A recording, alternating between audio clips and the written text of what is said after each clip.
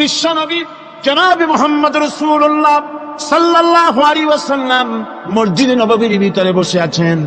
এক বৃদ্ধা মহিলা মসজিদের মধ্যে প্রবেশ করলেন। হুজুর বৃদ্ধাকে দেখে দাঁড়ায় গেলেন, বিশ্বনবী বুড়ি মেয়ে লোককে দেখে দাঁড়ায় গেলেন। আল্লাহ নবী বুড়িকে দেখে দাঁড়ালেন। বুড়ি যখন কাছে এলেন, আল্লাহর নবী নিজের গায়ের চাদর বুড়ির জন্য বিছায়া দিলেন। বুড়ি বসলেন। এরপরে কথাবার্তা সারার পর বুড়ি যখন বিদায় হবেন, হুজুর আবার দাঁড়ালেন। বুড়ি মহিলা চলে গেলেন। সাহাবায়ে কেরাম বলেন, ইয়া রাসূলুল্লাহ, কিছুই বুঝলাম না, একজন বৃদ্ধা মহিলার জন্য বিশ্বনবী দাঁড়ান আর গায়ের চাদর বিছান, আমরা বড় আশ্চর্য হয়ে গেলাম। নবীজি বলেন, ও আমার সাহাবীরা, তোমরা জানো না এই মহিলা কি চিনতে পারো নাই? আমি আমার মায়ের দুধ আমার জীবনে কিসমতে তেমন হয় নাই, আমি আমার মায়ের দুধ তেমন কিসমতে পাই নাই। যার বুকে দুধ খেয়ে, যার কোলে কাখে চড়ে আমি বড় হয়েছি, আমার সেই দুধ মা ইনি হযরতে হালিমাতুস সাদিয়া, আমার সেই দুধ মা। রাসূলুল্লাহ নিজে সম্মান দিয়েছেন মায়ের। খবরদার, মাকে অসম্মান করবেন না, মাকে সম্মান করবেন, মাকে শ্রদ্ধা করবেন। মরুভূমির ভিতরে যে রব্বুল আলামিন পথের নিশানা তৈরি করে দিলেন, যেখানে গভর্নমেন্ট রাস্তা বানাতে পারে না, মরুভূমির ভিতরে যিনি পথের নিশানা বানালেন মানুষ যেন না হারায়, যে আল্লাহ রব্বুল আলামিন দুর্গম পাহাড়ের ভিতরে গিরিপথ তৈরি করে দিলেন মানুষ যেন হারায় না যায়। সমুদ্রের ভেতরে নাবিকরা দিনের বেলায় সূর্যের আলো দেখে পথ চলে, রাতের আধারে সে যেন গভীর সমুদ্রের ভিতরে হারায় না যায়। আল্লাহ তাই আকাশের ভিতরে তারকা মণ্ডলী খচিত করে রেখেছেন। সমুদ্রের নাবিকেরা, জাহাজের নাবিকেরা তারকা দেখে দেখে পথ নির্ণয় করে নেন। যে মাবুদ রাস্তা বানালেন জঙ্গলের ভিতরে, পাহাড়িয়া এলাকার ভিতরে, যে মহান প্রভু রাস্তা বানালেন, নিশানা বানালেন মরুভূমির ভিতরে, যিনি রাস্তা দেখায় দিলেন গভীর সমুদ্রের ভেতরে, সেই আল্লাহ রব্বুল আলামিন। আমরা দুনিয়ার বুকে মানুষেরা অন্ধকারে মরবো, রাস্তা হবে না, এমনটি তো হতেই পারে না। আল্লাহ রব্বুল আলামিন আমাদের জন্য রাস্তা বানায়েছেন।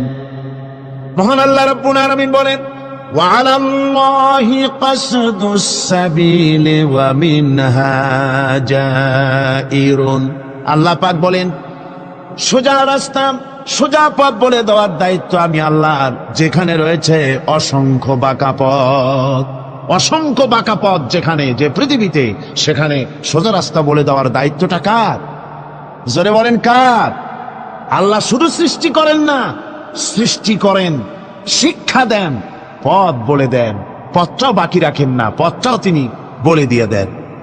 হযরতে মূসা আলাইহিস সালামের কাছে ফেরাউন প্রশ্ন করল, তুমি যে রবের দাবি করছো, যে একজন রব আছেন, সে রবের পরিচয় কি? তোমার সেই রব কে? হযরতে মূসা আলাইহিস সালাম যে জবাবটা দিলেন, কি সুন্দর জবাব! এক কথার ভিতরে সমস্ত কথা সন্নিবেশিত হয়ে গেছে।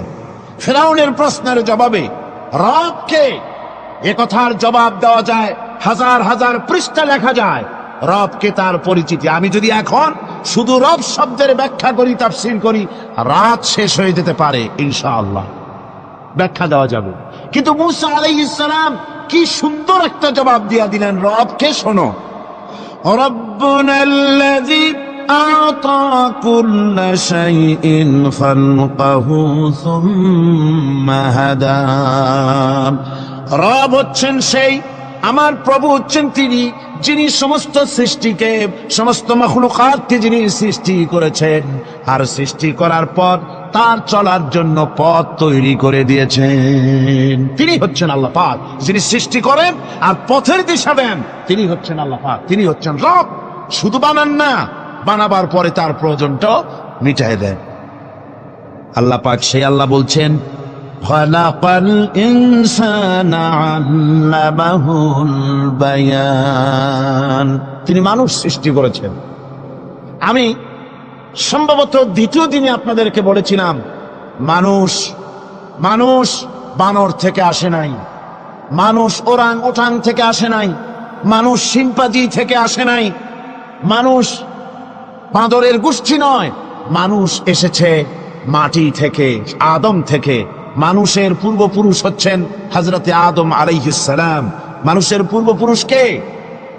আদম আলাইহিস সালাম। আর মানুষের পূর্বপুরুষ হচ্ছেন আদম আলাইহিস সালাম, আর তার উৎপত্তি হচ্ছে মাটি থেকে। মানুষ এসেছে আদম থেকে, আদম এসেছে মাটি থেকে। এখন আল্লাহ পাক বলছেন যে আমি হচ্ছি তোমার স্রষ্টা, আমি তোমাকে বানাইছি। কোরআনে কারীমের কথা এভাবে বলছে, কাইফা তাকফুরুনা বিল্লাহি ওয়া কুনতুম আমওয়াতান ফাহিয়াকুম সুম্মা ইউমীতুকুম সুম্মা ইউহয়ীকুম সুম্মা ইলাইহি তুরজাউন। এ মানুষ, তোমরা কিভাবে কুফরি করো, অস্বীকার করো, আল্লাহর সাথে নাফরমানি করো? কিভাবে করো? যে আল্লাহ তোমাকে, তুমি ছিলে মৃত্যু, তোমাকে আল্লাহ পাক জিন্দা করেছেন। সুতরাং মানুষ জন্মের পূর্বে সব মৃত্যু ছিল, একথা তো আজ বিজ্ঞান সম্মত কথা, বৈজ্ঞানিক সত্য কথা। মানুষ জন্মের আগে মৃত্যু ছিল। কিভাবে? মানুষের উৎপত্তি কোত্থেকে এলো? কোরআনে কারীম তা পরিষ্কার করে বলছে। তোমাকে কিভাবে সৃষ্টি করেছে তুমি দেখো।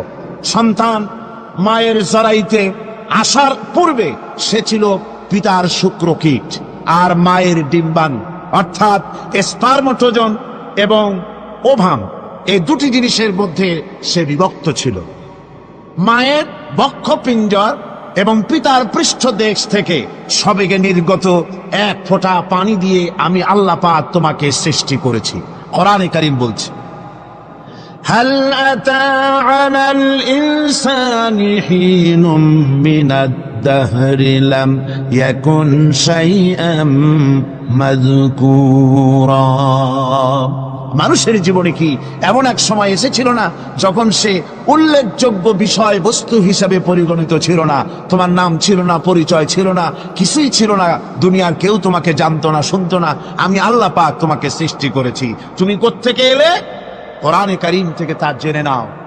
আল্লাহ রাব্বুল আলামিন বলেন, ইন্না খালাকনাকুম মিন তুরাবিন সুম্মা মিন নুতফাতিন সুম্মা মিন আলাকাতিন সুম্মা মিন মুদগা। আমি রব্বুল আলামিন তোমাকে সৃষ্টি করেছি, মাটির উপাদান দিয়ে তৈরি করলাম। মা বাপের, পুরুষের স্পার্মটোজন আর মহিলাদের ওভাম দুটোতে মিলে মায়ের গর্ভের ভিতরে নাপাক পানি ফোঁটাকে জমাট রক্তে পরিণত করে দিলাম। এই জমাট রক্তকে গোশত বানালাম, কচি কচি হাড় দিয়ে একটা বডি, একটা স্ট্রাকচার তৈরি করলাম। তারপরে ফাকাসাউনাল ইযামা লাহমা, গোশত দিয়ে, রগ দিয়ে, চামড়া দিয়ে সুন্দর করে ছাউনি দিয়া মায়ের গর্ভের ভিতরে আমি আল্লাহ রব্বুল আলামিন তোমাকে বানাইছি। মায়ের পেটের ভিতরে ফি কারারিম মাকিন, একটি সুরক্ষিত জায়গায় তোমাকে আমি রেখে দিলাম, যেখানে কোনো রোগ, কোনো জার্ম যেখানে পৌঁছতে পারবে না, কোনো অসুবিধা হবে না। এমন একটা জায়গায়, এমন একটা ইন্টেনসিভ কেয়ার ইউনিটের ভিতরে রেখেছি। সুবহানাল্লাহ, একটা ইন্টেনসিভ কেয়ার ইউনিট যেখানে কোন রকমের কোন জার্ম প্রবেশ করে বা করবার কোনো ক্ষমতা নাই কারো। এমন একটা যে একটা প্যাকেট, সুন্দর একটা প্যাকেট, একটা কভারের মধ্যে তোমাকে তৈরি করা হলো মায়ের পেটের মধ্যে। তারপরে আজকে তুমি কুফরি করতেছো, আজকে আমাকে অস্বীকার করছো। ওই গর্ভের ভেতরে আমি ইচ্ছে করলে রক্তের পিণ্ডের আকারে মায়ের গর্ভ থেকে আবর্ষণ করে দিতে পারতাম, দুনিয়ার মুখ দেখতে পারতে না। মায়ের পেটের ভেতর থেকে মরা সন্তান হিসাবে বের করে দিতে পারতাম, বিকলাঙ্গ করে বের করে দিতে পারতাম, পঙ্গু করে বের করতে পারতাম। পারতেন না? আল্লাহ রাব্বুল আলামিন বলেন, কেমনে বানালাম? খালাকাল ইনসান, মানুষ আমি সৃষ্টি করেছি মায়ের পেটের ভিতরে বসে। যখন ক্ষুধার উদ্রেক হলো, রুহ যখন এসে গেল, ক্ষুধা লাগলো, খাবারের প্রয়োজন হলো, আমি কেমনে খাওয়ালাম? দুনিয়ার কোনো মা বাপ, কোনো নেতা, কোনো ডাক্তার, কোন চিকিৎসা বিজ্ঞানী মায়ের পেটের সন্তানের খাবার সরবরাহ করতে পারে না। আল্লাহ পাক বলেন, তুমি কি খাবে? ব্যবস্থা আমি করেছি। মায়ের মাসিক অসুখকে বন্ধ করে দিয়ে মায়ের নাভির সঙ্গে তোমার নাভির সাথে তার লাগাইয়া দিয়েছি, আর ওই তারের মাধ্যমে রক্ত বের করে দিয়া, মায়ের রক্ত দিয়ে তিল তিল করে তোমারে বড় করেছি। রক্তটা মুখে লাগাই নাই, মুখে লাগলে পরে নাপাক রক্ত, মুখটা নাপাক হয়ে যাবে। নাভির ভিতর দিয়ে পাস করে দিলাম, মুখটাকে পবিত্র রেখে দিলাম, যাতে করে দুনিয়ায় আসার পর আমার পবিত্র বানানো মুখখানা দিয়া এই দুনিয়ায় বসে তোমার আল্লাহর পবিত্র নামের জিকির করতে পারো। এমন সুন্দর করে মায়ের পিঠের ভিতরে তৈরি করলাম, হাত দিলাম, পা দিলাম, সুন্দর করে বানালাম, এমন নিখুঁত করে বানালাম, তাকায়া দেখো নিজের দিকে, সুন্দর করে বানালাম। এরপরে কি করলাম, সুম্মা নুখরিজুকুম তিফলা, বাচ্চার আকারে মায়ের পেট থেকে আস্তে করে বের করে নিয়ে আসলাম। সুবহানাল্লাহ বিহামদিহি। আস্তে করে মায়ের পেট থেকে নিয়ে এসেছি পৃথিবীর বুকে। পৃথিবীতে যখন আসলে তখন তোমার অবস্থাটা কি ছিল? ক্ষুধার যন্ত্রণায় যদি মরেও যেতে, কান্দা ছাড়া ভাষা নাই। ভাষা আছে? কোনো হুঁশ ছিল আমাদের? কোনো জ্ঞান ছিল? আল্লাহ রাব্বুল আলামিন বলেন, আল্লাহু আখরাজাকুম মিন বুতুনি উম্মাহাতিকুম লা তা'লামুনা শাইআ, মায়ের গর্ভ থেকে এমন অবস্থায় বের করে এনেছি যখন তোমার কোনো হুঁশ নাই, জ্ঞান নাই, কথা বলতে পারো না, পায়খানার ভিতরে পড়ে থাকো, ট্যা ট্যা করে কান্দা ছাড়া পথ নাই, পানির পিপাসায় গলা শুকায় যায়, কান্দা ছাড়া পথ নাই, মনের তোমার মুখের কোনো ভাষা নাই কান্না ছাড়া। আমি তোমার এমন আল্লাহ, আমি তোমার এমন স্রষ্টা, আমি তোমার এমন রব। তোমার ভাষা নাই বলে মায়ের কলিজার ভেতরে আমি তোমার প্রতি এক দুর্বিনীত মহব্বত পয়দা করে দিয়েছি। তোমার কান্না তোমার মায়ের বুকের মধ্যে শেল বিঁধে যায়। তুমি যখন কাঁদো, কান্নার আওয়াজ যখন মায়ের কানে চলে যায়, হাজারো কাজ ফেলে মা দৌড়াইয়া বাচ্চারে কোলে নেয়। কি খাবে কেউ তৈরি করে না। আল্লাহ রাব্বুল আলামিন বলে, বান্দারে, দুনিয়ায় আসার আগে তুমি কি খাবে, খাবারের বন্দোবস্ত আমি আল্লাহ করেছি, আমি এমন স্রষ্টা। তুমি দুনিয়া আসার 6 মাস আগে তোমার মায়ের বুকের ওপরে তোমার খাদ্য গরম করে আমি আল্লাহ রিজার্ভ করে রেখে দিয়েছি। সেই খাদ্য শুধু খাদ্য নয়, রোগের প্রতিষেধক, এটা ওষুধ। আজ বিজ্ঞানীরা, চিকিৎসা বিজ্ঞানীরা বলছেন, মায়ের দুধ সন্তানের খাদ্যের, মায়ের দুধের চাইতে কোনো বিকল্প কিছুই নাই। সন্তান পৃথিবীতে এলে মায়ের প্রথম দুধটা, গ্রামে গঞ্জে অশিক্ষিত এলাকায় প্রথম দুধটা ফেলে দেয়, এটাকে মনে করে এটা খারাপ, এটা খাওয়াতে নাই, তাহলে ধনুষ্টঙ্কার হবে, হাবিজাবি কথা বলে। আল্লাহ দুধ বানাইছে বাচ্চার ধনুষ্টঙ্কার হওয়ার জন্য। মায়ের ওই প্রথম দুধটা হচ্ছে সন্তানের জন্য সমস্ত রোগের প্রতিষেধক। সে ছিল পেটের ভিতরে একটা কাভারের মধ্যে, ওখানে কোনো জার্ম ছিল না, কোনো রোগ জীবাণু ছিল না। ও পৃথিবীতে এসেছে যেখানে অক্সিজেনের ভেতরে জার্ম রয়েছে, বাতাসের ভিতরে জার্ম রয়েছে, যার পরিবেশটা খারাপ হয়ে আছে, মানুষের শ্বাস প্রশ্বাসে নিঃশ্বাসে হাজারো রোগ বীজাণু জীবাণু ঘুরছে। এই রকমের একটা পৃথিবীতে এসেছে। আসার পরে কচি স্বাস্থ্য, কচি শরীর, কচি হার্ট, কচি লাংস, সেটাকে প্রতিরোধ করবে কি করে? সেজন্য আল্লাহ পাক মায়ের দুধের ভিতরে সমস্ত রোগের প্রতিষেধক দিয়ে দিয়েছেন। সুবহানাল্লাহ। আজকের বিজ্ঞানীরা তা স্বীকার করেছেন। অনেক মা তার সন্তানকে দুধ দেন না, নিজের শরীর স্বাস্থ্য ভালো রাখার চিন্তা করে বাচ্চাকে দুধ খাওয়ান না। এটা অত্যন্ত নির্মম কাজ। বাচ্চাকে দুধ খাওয়ালে বাচ্চার সাথে মায়ের মহব্বত বাড়ে। ইউরোপে, আমেরিকায় মাকে মা বলে ডাকে না, বাপকে শ্রদ্ধা করে না, সম্মান করে না। তার কারণ সেখানে মায়েরা তার সন্তানদেরকে কোলে নেয় না, সন্তানদেরকে ফিডার খাওয়ায়। আর আমি নিজের চোখে দেখেছি, মায়েরা ইউরোপে, আমেরিকায় যখন শপিং এ আসে, তখন রাস্তায় যখন আসে, তখন ওই পুশ চেয়ার গুলিতে বাচ্চাকে শোয়াইয়া, বাচ্চা এভাবে পুশ চেয়ারে করে ঠেলে নিয়ে যায়, আর কুত্তার বাচ্চাগুলি কোলে করে ঘুরে বেড়ায়। কুত্তার বাচ্চা কোলে নেয়, নিজের বাচ্চা পুশ চেয়ারে করে ঠেলে।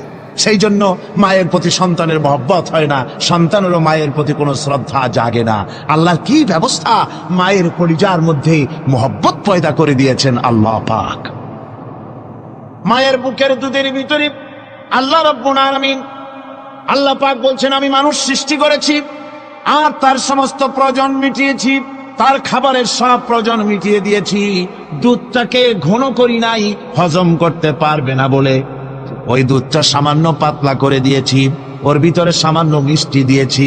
দুধের বোটার ভিতরে একটা ছিদ্র দিলে, চোষা মারলে পরে অনেকগুলি দুধ বেরিয়ে এসে গলাটা আটকে যেত, তোমার কচি কণ্ঠ গলা আটকে যেত, শ্বাস করতে পারতে না। এজন্য মায়ের স্তনের বোটার ভিতরে সূক্ষ্ম সূক্ষ্ম 32টা ছিদ্র করে আস্তে করে দুধ বার করে তোমার জীবন আমি বাঁচাইছি। খলাকাল ইনসান, মানুষ সৃষ্টি করেছি আমি আল্লাহ পাক। সুতরাং যে আল্লাহ পাক এ মানুষ সৃষ্টি করলেন আর মায়ের কলিজার ভিতরে মোহাব্বত পয়দা করে দিলেন, সে আল্লাহ পাক বলছেন, খবরদার ওই মাকেও যেন আবার ভুলে যেও না। মাকে সম্মান করে করো, মা বাপকে মোহাব্বত করো, তাদেরকে শ্রদ্ধা করো। বউ পাইয়া সুন্দরী স্ত্রী পেয়ে মায়ের কথা ভুলে যেও না। অনেক সাহেব আছে মায়ের কথা ভুলে যায়, স্ত্রীর কথা অনুযায়ী মায়ের উপরে অত্যাচার করে, এরকমও বহুত আছে। আল্লাহ পাক বলছেন, শোনো, وَقَضَى رَبُّكَ أَلَّا تَعْبُدُوا إِلَّا إِيَّاهُ وَبِالْوَالِدَيْنِ إِحْسَانًا। তোমার প্রভুর পক্ষ থেকে ফয়সালা হয়েছে, চূড়ান্ত সিদ্ধান্ত হয়ে গিয়েছে, আমি আল্লাহর ইবাদতের পর তোমার মা বাপের ইহসান করবে, খেদমত করবে, তাদের জন্য উপকার করবে, তাদেরকে ভালোবাসবে। আল্লাহ রাব্বুল আলামিন বলেন, মা বাপের সঙ্গে কেমনে কথা বলবে, তাদের সাথে কিভাবে আচরণ করবে, আল্লাহ তাও শিখিয়ে দিয়েছেন। আল্লাহ পাক বলেন, ওয়ালা তাকুল লাহুমা ওয়া কুল লাহুমা কাওলান কারীমা। মা বাবার সাথে সম্মানজনক কথা বলো। ওয়া কুল লাহুমা কাওলান কারীমা, সম্মানজনক কথা বলো। মাথায় ঝাঁকি দিয়ে রাগ করে চোখ মোটা করে কথা বলো না। তুমি সন্তান, তোমার জন্য সবচাইতে বড় পীর তোমার আব্বা, তোমার আম্মা, ঠিক কিনা কন? ছেলের জন্য, মেয়ের জন্য, সন্তানের জন্য সবচাইতে বড় পীর কে? বাপ মা। এটা ভালো করে মনে রাখতে হবে। আপনার মৌলানা সাহেবদের দোয়া, পীর সাহেবদের দোয়া কবুল হতেও পারে, নাও হতে পারে, 50-50 সম্ভাবনাও আছে, আবার সম্ভাবনা নাই। কিন্তু মা বাবের দোয়া কবুল হবে 100% সিউরিটি রয়েছে। রাসূলুল্লাহ বলেছেন 3 জনের দোয়া কবুল হবে, মুস্তাজাবুদ দাওয়াত। কয়জনের দোয়া কবুল হবে? আল্লাহ রাব্বুল আলামিনের হাবিব বলেন 3 জনের দোয়া কবুল হবে আল্লাহর দরবারে। তার মধ্যে একজন হলেন মাজলুম ব্যক্তি, যে ব্যক্তি অত্যাচারিত, যে ব্যক্তি মুসাফির, প্রবাসী, তার দোয়া কবুল হবে। আর মা বাপ যদি সন্তানের জন্য দোয়া করে, ওই দোয়া আল্লাহ রব্বুল আলামিনের দরবারে মঞ্জুর হয়ে যায়।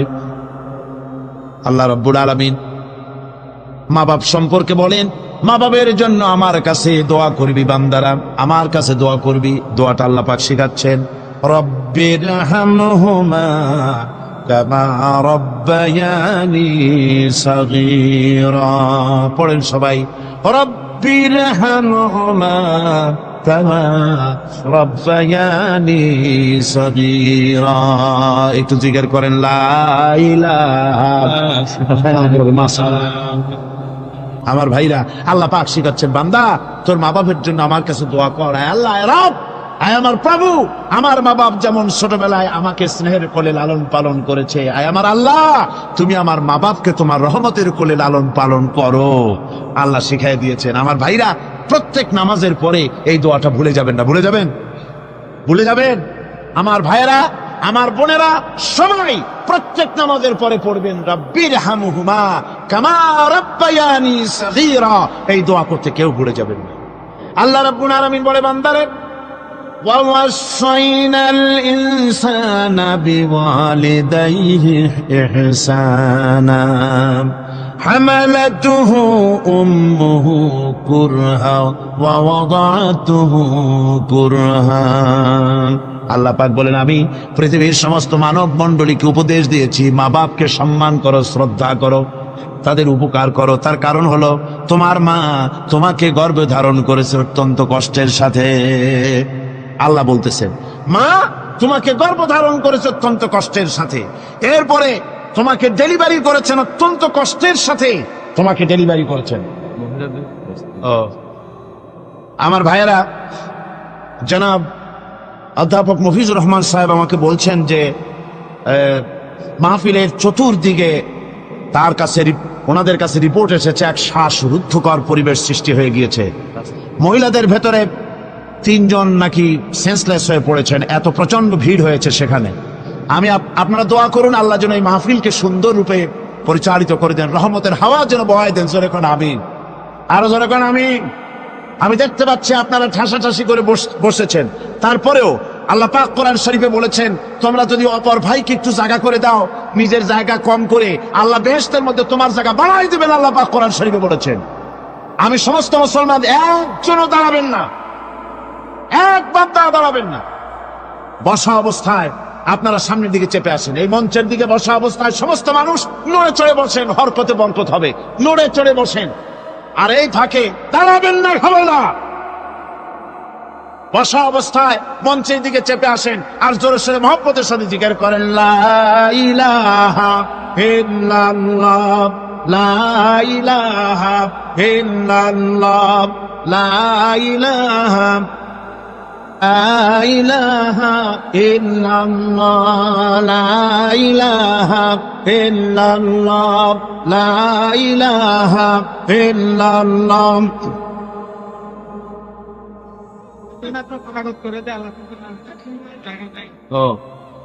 লা ইলাহা ইল্লাল্লাহু মুহাম্মাদুর রাসূলুল্লাহ। মুহতারাম বন্ধুবর, হযরত মাওলানা শামসুদ্দিন সাহেব মাদ্দাজিল্লুহু বলছেন যে আল্লাহর কাছে দোয়া করেন না, আল্লাহ মাঠটারে বড় করে দিক। আল্লাহ পারেন না? পারেন না? অবশ্যই পারেন। আল্লাহ পাক সকলের জন্য আসান করে দিন।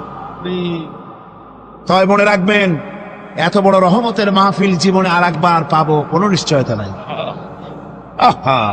কোনো নিশ্চয়তা নাই। এত বড় বরকতের মাহফিল, রহমতের মাহফিল, জান ভরে শুনুন আর আরাম করে বসুন, হাঁটা চলা বন্ধ করুন। নিতান্ত প্রাকৃতিক কারণ ছাড়া ওঠা বসা করার চেষ্টা না করাটাই ভালো।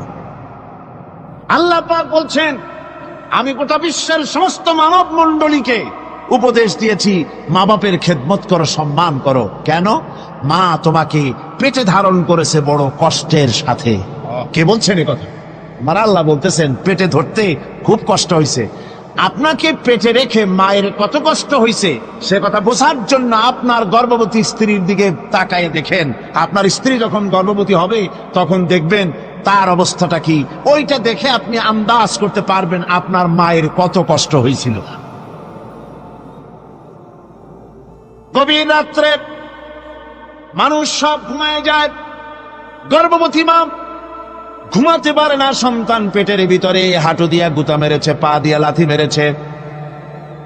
মা চরম শীতের রাত্রে, প্রচন্ড শীতের রাতে গায়ের লেপটা সরায় দিয়া মা একবার দাঁড়ায় আর একবার বসে, একবার দেওয়ালের সাথে হেলান দিয়া দাঁড়ায়, কষ্ট করে রাতটারে কাটায় দেয়।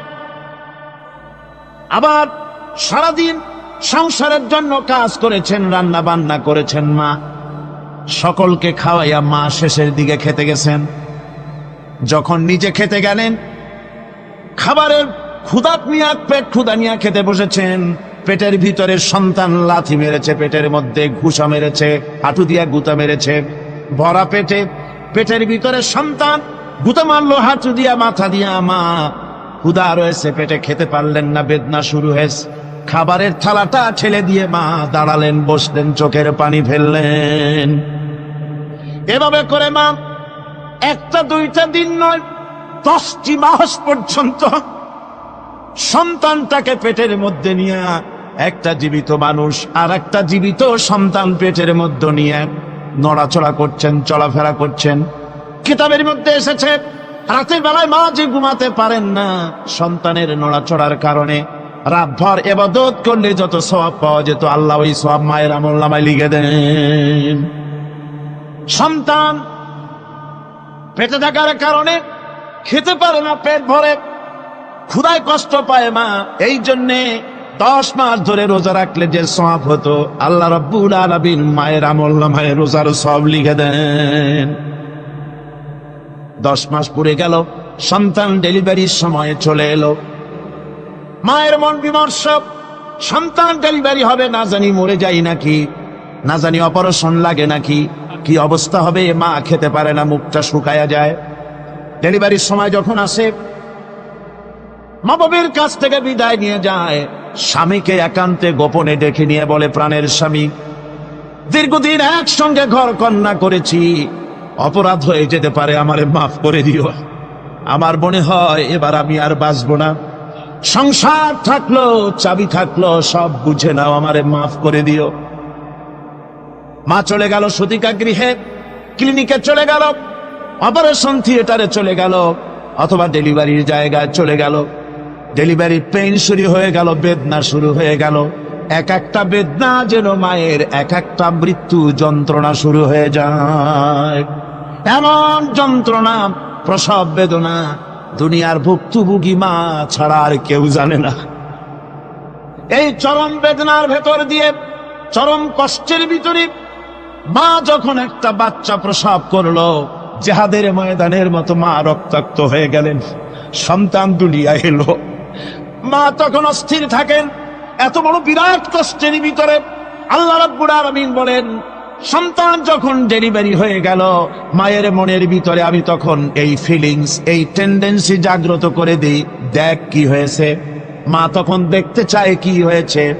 মায়ের সামনে যখন এত কষ্টে হৃদয় রিংগ্রণ, কলিজার 32টি নাড়ি ছেঁড়া যন্ত্রণা আর সন্তান যখন মায়ের চোখের সামনে আসে, আল্লাহ পাক বলেন, মা যখন তার ছেলের মুখের দিকে তাকায়, মেয়ের মুখের দিকে তাকায়, আল্লাহ বলেন 10 মাসের পেটে ধরা কষ্ট আর ডেলিভারির সব কষ্ট মায়ের মন থেকে মুছে ফেলে দেই। আল্লাহ রাব্বুল আলামিন বলেন, খবরদার দুনিয়ার মানুষ, এমন মায়ের সাথে নাফরমানি করবি না, এ মায়ের সাথে নাফরমানি করবি না, মাকে সম্মান করবি, মার কাছে দোয়া চাবি। দুনিয়ায় যদি সম্মান চাও, রিজেক্ট চাও, মায়ের পায়ে ধরে কাঁদো। মায়ের জাতি অনেক সম্মান তার। রাসূল করিম সাল্লাল্লাহু আলাইহি সাল্লামকে প্রশ্ন করা হয়েছে, হুজুর খেদমত করবো কার? হুজুর কয় মায়ের। তারপরে কার? হুজুর কয় মায়ের। তারপরে কার? হুজুর বলেন মায়ের। তারপরে কার? তোমার কি চাই? 3 গুণ। তোর ভাই মর্যাদা 3 গুণ বেশি, তোর বাবার চাইতে মর্যাদা বেশি। সুবহানাল্লাহ পড়ে। আর আজকে ইসলামের শত্রুরা তারা বলে যে ইসলাম নারীর অধিকার আদায় করে নাই। নারীর অধিকার ইসলাম দেয় নাই তো কে দিয়েছে? আমার বন্ধুগণ, বিশ্বনবী জনাবে মুহাম্মদ রাসূলুল্লাহ সাল্লাল্লাহু আলাইহি ওয়াসাল্লাম মসজিদে নববীর ভিতরে বসে আছেন। এক বৃদ্ধা মহিলা মসজিদের মধ্যে প্রবেশ করলেন। হুজুর বৃদ্ধাকে দেখে দাঁড়ায় গেলেন, বিশ্বনবী বুড়ি মেয়ে লোককে দেখে দাঁড়ায় গেলেন। আল্লাহ নবী বুড়িকে দেখে দাঁড়ালেন। বুড়ি যখন কাছে এলেন, আল্লাহর নবী নিজের গায়ের চাদর বুড়ির জন্য বিছায়া দিলেন। বুড়ি বসলেন। এরপরে কথাবার্তা সারার পর বুড়ি যখন বিদায় হবেন, হুজুর আবার দাঁড়ালেন। বুড়ি মহিলা চলে গেলেন। সাহাবায়ে কেরাম বলেন, ইয়া রাসূলুল্লাহ, কিছুই বুঝলাম না, একজন বৃদ্ধা মহিলার জন্য বিশ্বনবী দাঁড়ান আর গায়ের চাদর বিছান, আমরা বড় আশ্চর্য হয়ে গেলাম। নবীজি বলেন, ও আমার সাহাবীরা, তোমরা জানো না এই মহিলা কি চিনতে পারো নাই? আমি আমার মায়ের দুধ আমার জীবনে কিসমতে তেমন হয় নাই। আমি আমার মায়ের দুধ তেমন কিসমতে পাই নাই। যার বুকে দুধ খেয়ে, যার কোলে কাখে চড়ে আমি বড় হয়েছি, আমার সেই দুধ মা, ইনি হযরতে হালিমাতুস সাদিয়া, আমার সেই দুধ মা। রাসূলুল্লাহ নিজে সম্মান দিয়েছেন মায়ের। খবরদার মাকে অসম্মান করবেন না। মাকে সম্মান করবেন, মাকে শ্রদ্ধা করবে। আমার বন্ধুগণ, আলেম ওলামা পীর বুজুর্গদের জন্য হাদিয়া তো দেন, আপনারা কোনো নিষেধ নাই, দেন। হাদিয়া দেওয়াও সুন্নত, নেওয়াও সুন্নত, দিবেন, আমি কোনো নিষেধ করি না। কিন্তু আমি বলতে চাই, পীর বুজুর্গদের কাছে, আলেম ওলামাদের কাছে হাদিয়া দিয়া আল্লাহরে যত না খুশি করতে পারবেন, এই ডালিম বেদানার মৌসুমে বেদানা একটা ভেঙে নিজ হাতে যদি ভাইয়ের মুখে তুলে দেন, আল্লাহর আরশ খুশি হয়ে যাবে, আল্লাহর আরশ আজিম খুশি হয়ে যাবে, আল্লাহ পাক খুশি হয়ে যাবে। মায়েরে খাওয়াও, বাপকে খাওয়াও, তোমার সবচেয়ে বড় পীর তিনি। সুবহানাল্লাহ পড়ে, সুবহানাল্লাহ। মা বাপ যদি একটু দোয়া করে দেয়, তোমার জিন্দেগির কাম শেষ। একটু বদদোয়া করলে জাহান্নামে যাবা। কোন পীর সাহেব বদদোয়া করলে জাহান্নামে যাবে এমন কথা নয়। কোন মাওলানা বদদোয়া করলে দোজখে যাবে এমন কথা নয়। রাসূল বলেছেন, হুমা জান্নাতুকা ওয়া নারুকা। মা বাপ তোমার বেহেশত, মা বাপ তোমার জাহান্নাম। মা বাপ যদি অসন্তুষ্ট হয়, দোজখে যাবি, আর মা বাপ যদি খুশি, আল্লাহর জান্নাতে চলে যাবি। সুবহানাল্লাহ, সুবহানাল্লাহ, সুবহানাল্লাহ। মায়ের পায়ের তলে তোর বেহেশত। আমরা পুরুষ, আমাদের গত বছরও বলেছি, আমরা পুরুষ, আমাদের পায়ের তলে জুতা। আমাদের পায়ের তলে কি? শুধু জুতা। আর আমার মা, আমার মায়ের জাতি যারা এই প্যান্ডেলে বসে আছেন, আমার মায়েরা বোনেরা, মায়ের জাতি যারা পৃথিবীতে, মায়ের জাতি পায়ের তলে আল্লাহর বেহেশত। সুবহানাল্লাহ। নারীর মর্যাদা ইসলাম দেয় নাই, কে দিয়েছে? আল্লাহ দিয়েছেন, আল্লাহ রাসূল দিয়েছেন। আমার বন্ধুগণ, হযরত বাইজিদ বুস্তামি, ছোট্ট বাচ্চা ছেলে, গভীর রাত্রে মা অসুস্থ, পানির পিপাসায় জেগে উঠেছেন। বাবারে, পিপাসায় শেষ হয়ে গেলাম, পানি দাও। ছেলে ঘরের ভিতরে পানি না পেয়ে বাইরে দৌড়াদৌড়ি করলেন। অনেক দূর থেকে পানি নিয়ে এসে দেখেন মা ঘুমায় গেছেন। পানি নিয়ে দাঁড়ানো পৌষ মাস, মাঘ মাসের শীতের রাত, ফজরের সময় মায়ের ঘুম ভেঙে গেল। তাকিয়ে দেখেন বাইজিদ দাঁড়ানো, হাতে পানি থরথর করে কাঁপছে। জিজ্ঞাসা করে, বাইজিদ তুমি দাঁড়ানো কেন? ছোট্ট বাচ্চা বলে, মা পানি চেয়েছিলে তুমি গভীর রাত্রে, পানি ঘরে ছিল না, অনেক দূর থেকে আনতে হয়েছে। মা বলছে, ঘুমাও নাই কেন গ্লাস ছুঁয়া? বাচ্চা বলে, ঘুমাই নাই। তুমি যদি আবার পানি চাও, সময় মতো যদি দিতে না পারি, মা তোমার কষ্ট হবে। এই জন্য ফজর পর্যন্ত আমি দাঁড়ায় আছি, কখন তুমি পানি চাও। মা হাতের থেকে পানি নিয়ে পান করলেন। বাইজিদকে বিছানার উপরে আরাম করে কম্বল দিয়া ঘুম পড়াইয়া দিলেন। হযরতে বাইজিদের মা উযু করে ফজরের নামাজ পড়ে সিজদায় চলে গেলেন। চিৎকার মেরে কেঁদে বলেন, আমার রব, আমার আল্লাহ, আমি আমার বাইজিদের মা, আমি মা হয়ে বাইজিদের জন্য দোয়া করি। বাইজিদ আমার জন্য আজকে যা করেছে, আমি মা, আমার কলিজা ঠান্ডা হয়ে গেছে। আয় আল্লাহ, আমি বাইজিদের জন্য দোয়া করি, তুমি তাকে সুলতানুল আরিফিন বানাইয়া দিও। মঞ্জুর হয়ে গেল আল্লাহ পাকের কাছে দোয়া। আমার ভাইরা, আল্লাহ পাক বলছেন, খবরদার, আমার ইবাদতের পরে মা বাপ, আল্লাহর ইবাদতের পরে কারা? মা বাপ। মা বাপকে সম্মান করো, শ্রদ্ধা করো, মোহাব্বত করো, কিসমত খুলে যাবে, কিসমত খুলে যাবে। মা বাপকে সম্মান করো। হযরত আবু হুরায়রা রাদিয়াল্লাহু তাআলা আনহু রাসূলের সামনে এসে কাঁদতেছেন। হুজুর বলছেন, আবু হুরায়রা কাঁদো কেন? কাঁদো কেন? রাতের বেলা কাঁদো কেন? হযরত আবু হুরায়রা বলছেন, হুজুর আমাকে মা মেরেছেন। হুজুর বলছেন, মা মারলো কেন? কোন অপরাধ করেছো? কোন গোস্তাখি করেছো? আবু হুরায়রা বলছেন, না হুজুর, কোন গোস্তাখি করি নাই, তবে মারলো কেন? হযরত আবু হুরায়রা বলছেন, হুজুর আমি আপনার দরবার থেকে ফিরতে রাত হয়ে গিয়েছিল। মা জিজ্ঞেস করলেন, আবু হুরায়রা এত রাত্রে কোথায় ছিলি? বললাম, আমি ছিলাম যে কদম চুমতে পারলে দুনিয়া ধন্য হয়, সেই দরবারে নববীর কদম মুবারক থেকে আসতে আমার দেরি হয়েছে। আমার মা মুশরিকা, আপনার নাম শুনে তার গায়ে আগুন জ্বলে উঠলো, আমাকে ধরে মারা আরম্ভ করলো। বলল, হয় আমার বাড়ি ছাড়বি, আর না হয় মুহাম্মদ সাল্লাল্লাহু আলাইহি ওয়াসাল্লামের দরবার ছাড়বি। আমি বললাম, আমার মা, তুমি বুড়ি মানুষ, তোমার গায়ে যত শক্তি আছে, সমস্ত শক্তি দিয়ে আমারে পিটাও, আমারে মারো। মারতে মারতে আমাকে বাড়ি থেকে তুমি বের করে দাও। তোমার বাড়ি শুদ্ধ, তামাম দুনিয়া ছেড়ে দিতে পারি, আল্লাহর নবীর কদম মোবারক ছেড়ে দিতে পারি না। তোমার মা তোমাকে মেরেছে, তুমি আমার কাছে নালিশ করছো? আমার তো এখানে ইন্টারফেয়ার করার কিছুই নেই। সুবহানাল্লাহ, সুবহানাল্লাহ। মা তোমাকে মেরেছে, এখানে আমার করার কিচ্ছু নাই। বিশ্ব নবী বলছেন, এত বড় পাওয়ারফুল নবী, লেজিসলেটিভ পাওয়ার, সারে আল্লাহ তাকে বানিয়েছেন শরীয়ত প্রণেতা।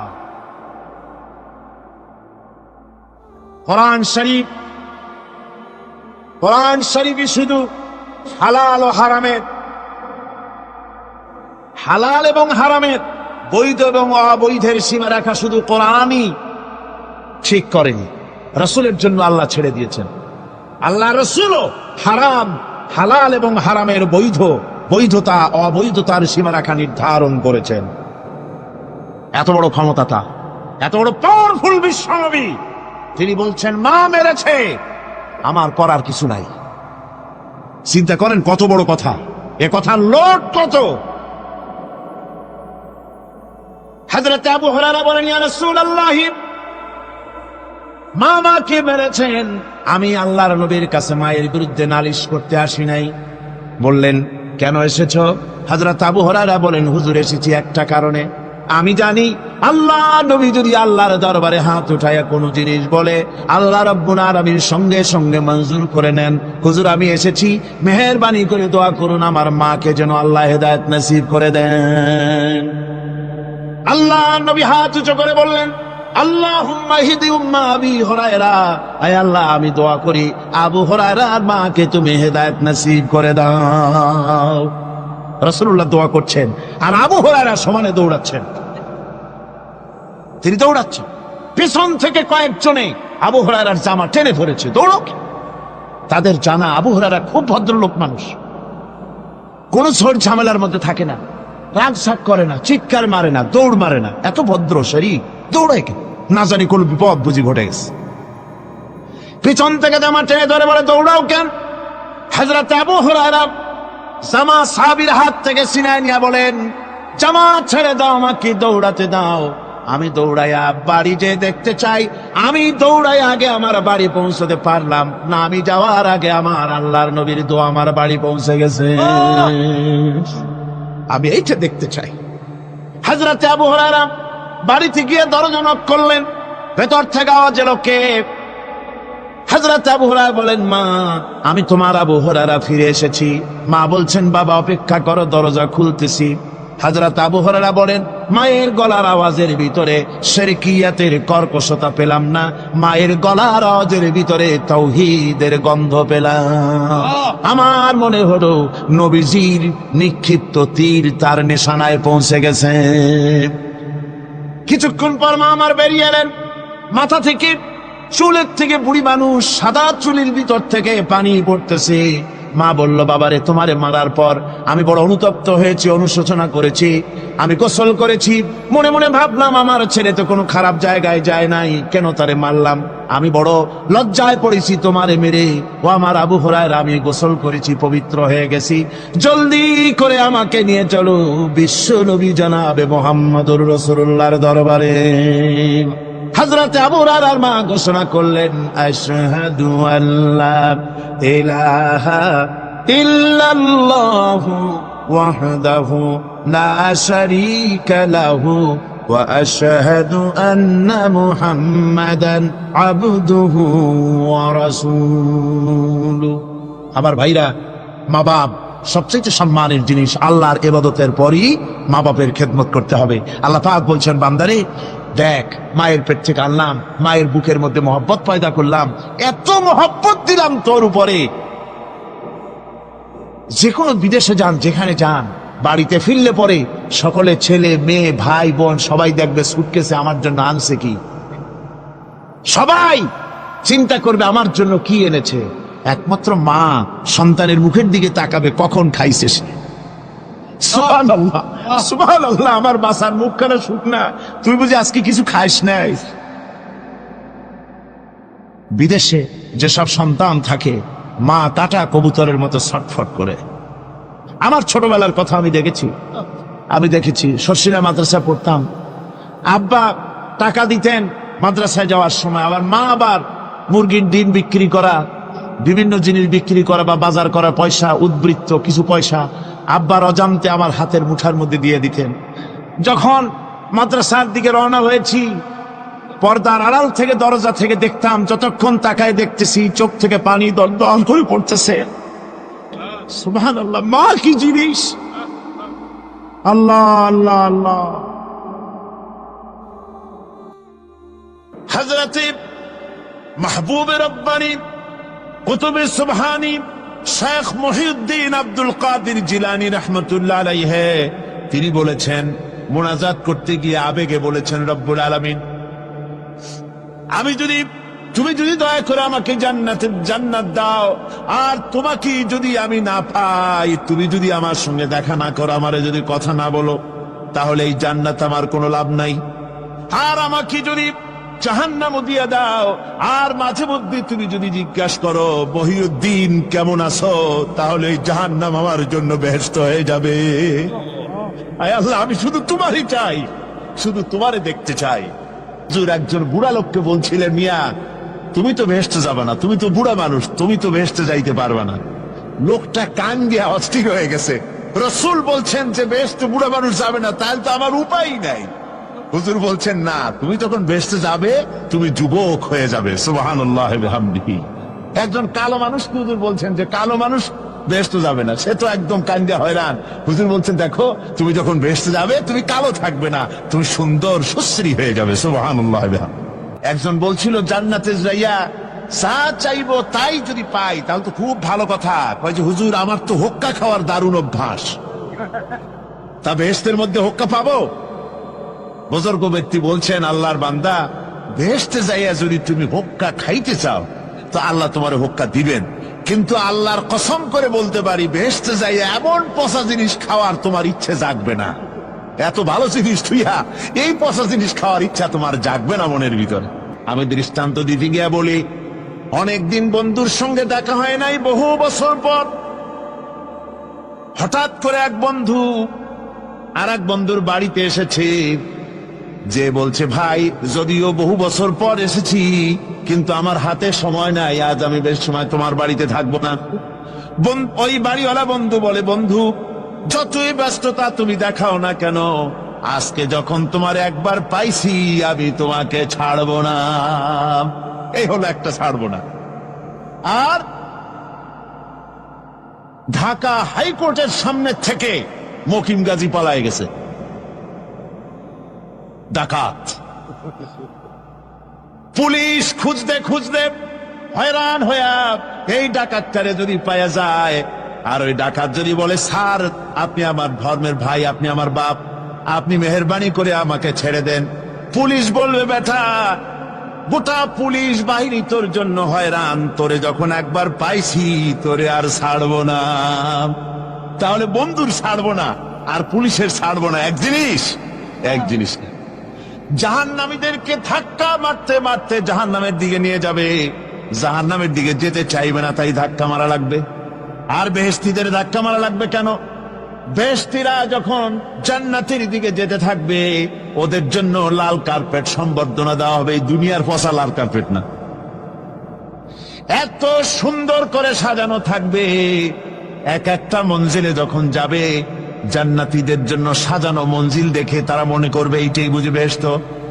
ঘটি বাটি লোটা যা আছে তাই নিয়ে ওইখানে বসে পড়বে। ফেরেশতারা কবে যে, আল্লাহর বান্দা তুমি এখানে বসছো কেন, এটা তো বেহেশত না। কয় এক থেকেও ভালো আছে নাকি? কয় আছে না, ওঠো, আরে মিয়া উঠো। এইভাবে করে ধাক্কা মারবে, ওঠো সামনে যাও। আবার যখন সামনে যাবে, সেখানে এর থেকে আরো সুন্দর পরিবেশ দেখে ওইখানে আবার বসে পড়বে, মনে করবে এইটা বুঝি বেহেশত। বলা হয়, ফেরেশতারা বলবে, আল্লাহর বান্দা এটা জান্নাত না, এর থেকেও ভালো জায়গা, সুন্দর জায়গা আছে। এইভাবে ধাক্কা মারতে মারতে তাদেরকে জান্নাতের কাছে নিয়ে যাওয়া হবে। হাত্তা ইযা জাউহা ওয়া ফুতিহাত আবওয়াবুহা ওয়া ক্বালা লাহুম খাযানাতুহা সালামুন আলাইকুম তিবতুম ফাদখুলুহা খালিদিন।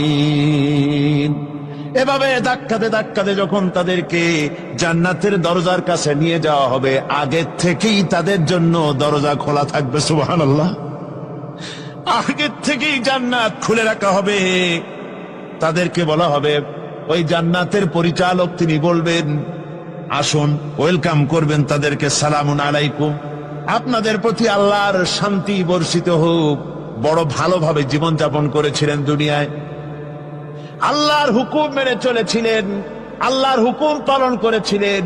দুনিয়ার বুকে বড় অশান্তি, মানুষের নির্যাতন, মানুষের বদনামি, জেল জরিমানা, রাত জেগে তাহাজ্জুদের নামাজ পড়া, যাদের ময়দানে কষ্ট করে রক্ত দেওয়া, শহীদ হওয়া, কত কষ্ট করে আল্লাহর দ্বীন জমিনে কায়েমের চেষ্টা করেছেন, নিজের জীবনকে ভালো রেখেছেন, পবিত্র রেখেছেন।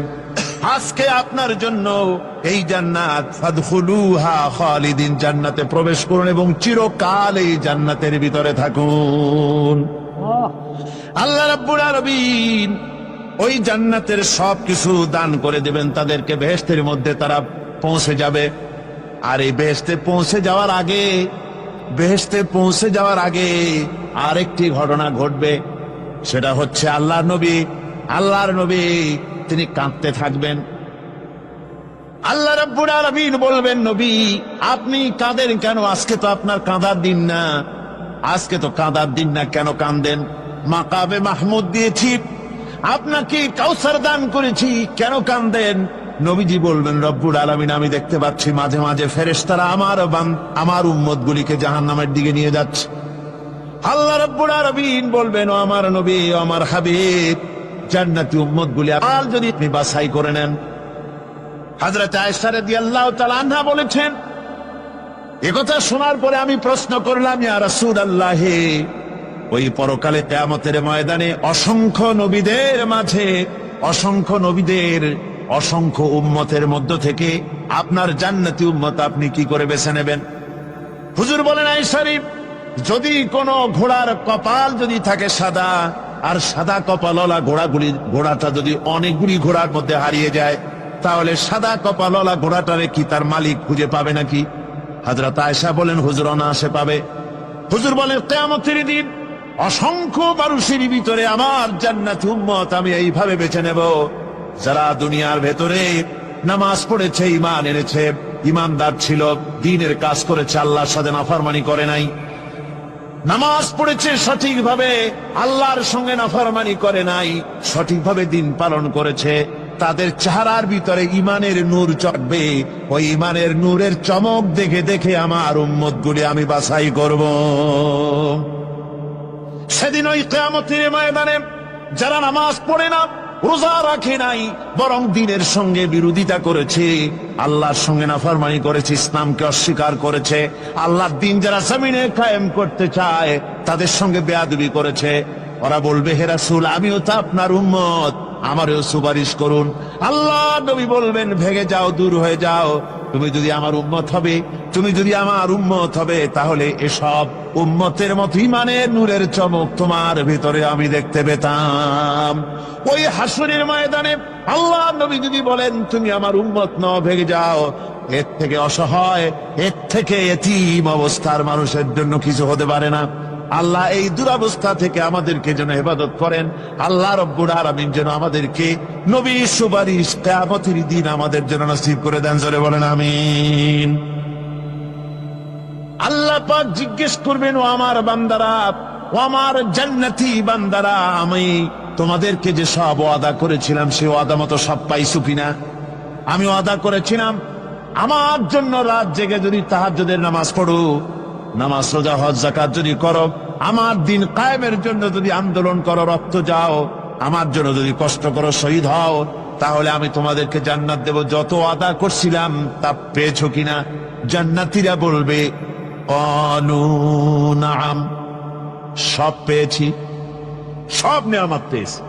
আল্লাহ বলেন, সব পাও নাই, ওয়ালাদাইনা মাজিদ, আমার কাছে আরো বেশি আছে, আমার কাছে আরো বেশি আছে, সব পাও নাই। জান্নাতীরা বসে থাকবেন, বুঝতে পারবেন না, এত নিয়ামত পেয়েছি, আল্লাহর কাছে আরো আছে। আল্লাহর নবী তখন মুখ খুলবেন, নবীজি বলবেন, রব্বুল আলামিন জান্নাতীরা বলতে সাহস পেতেছে না। সব পেয়েছে ঠিকই, কিন্তু যার জন্য গভীর রাতের আরামের ঘুমকে হারাম করে তাহাজ্জুদের নামাজ পড়েছে, যার জন্য স্ত্রী পুত্র পরিজনের মায়া পরিত্যাগ করে জিহাদের ময়দানে শহীদ হয়েছে, যার জন্য জেল খাটলো, জরিমানা দিল, যার জন্য নির্যাতিত হলো, সে আল্লাহ রব্বুল আলামিনকে তারা এখনো দেখে নাই।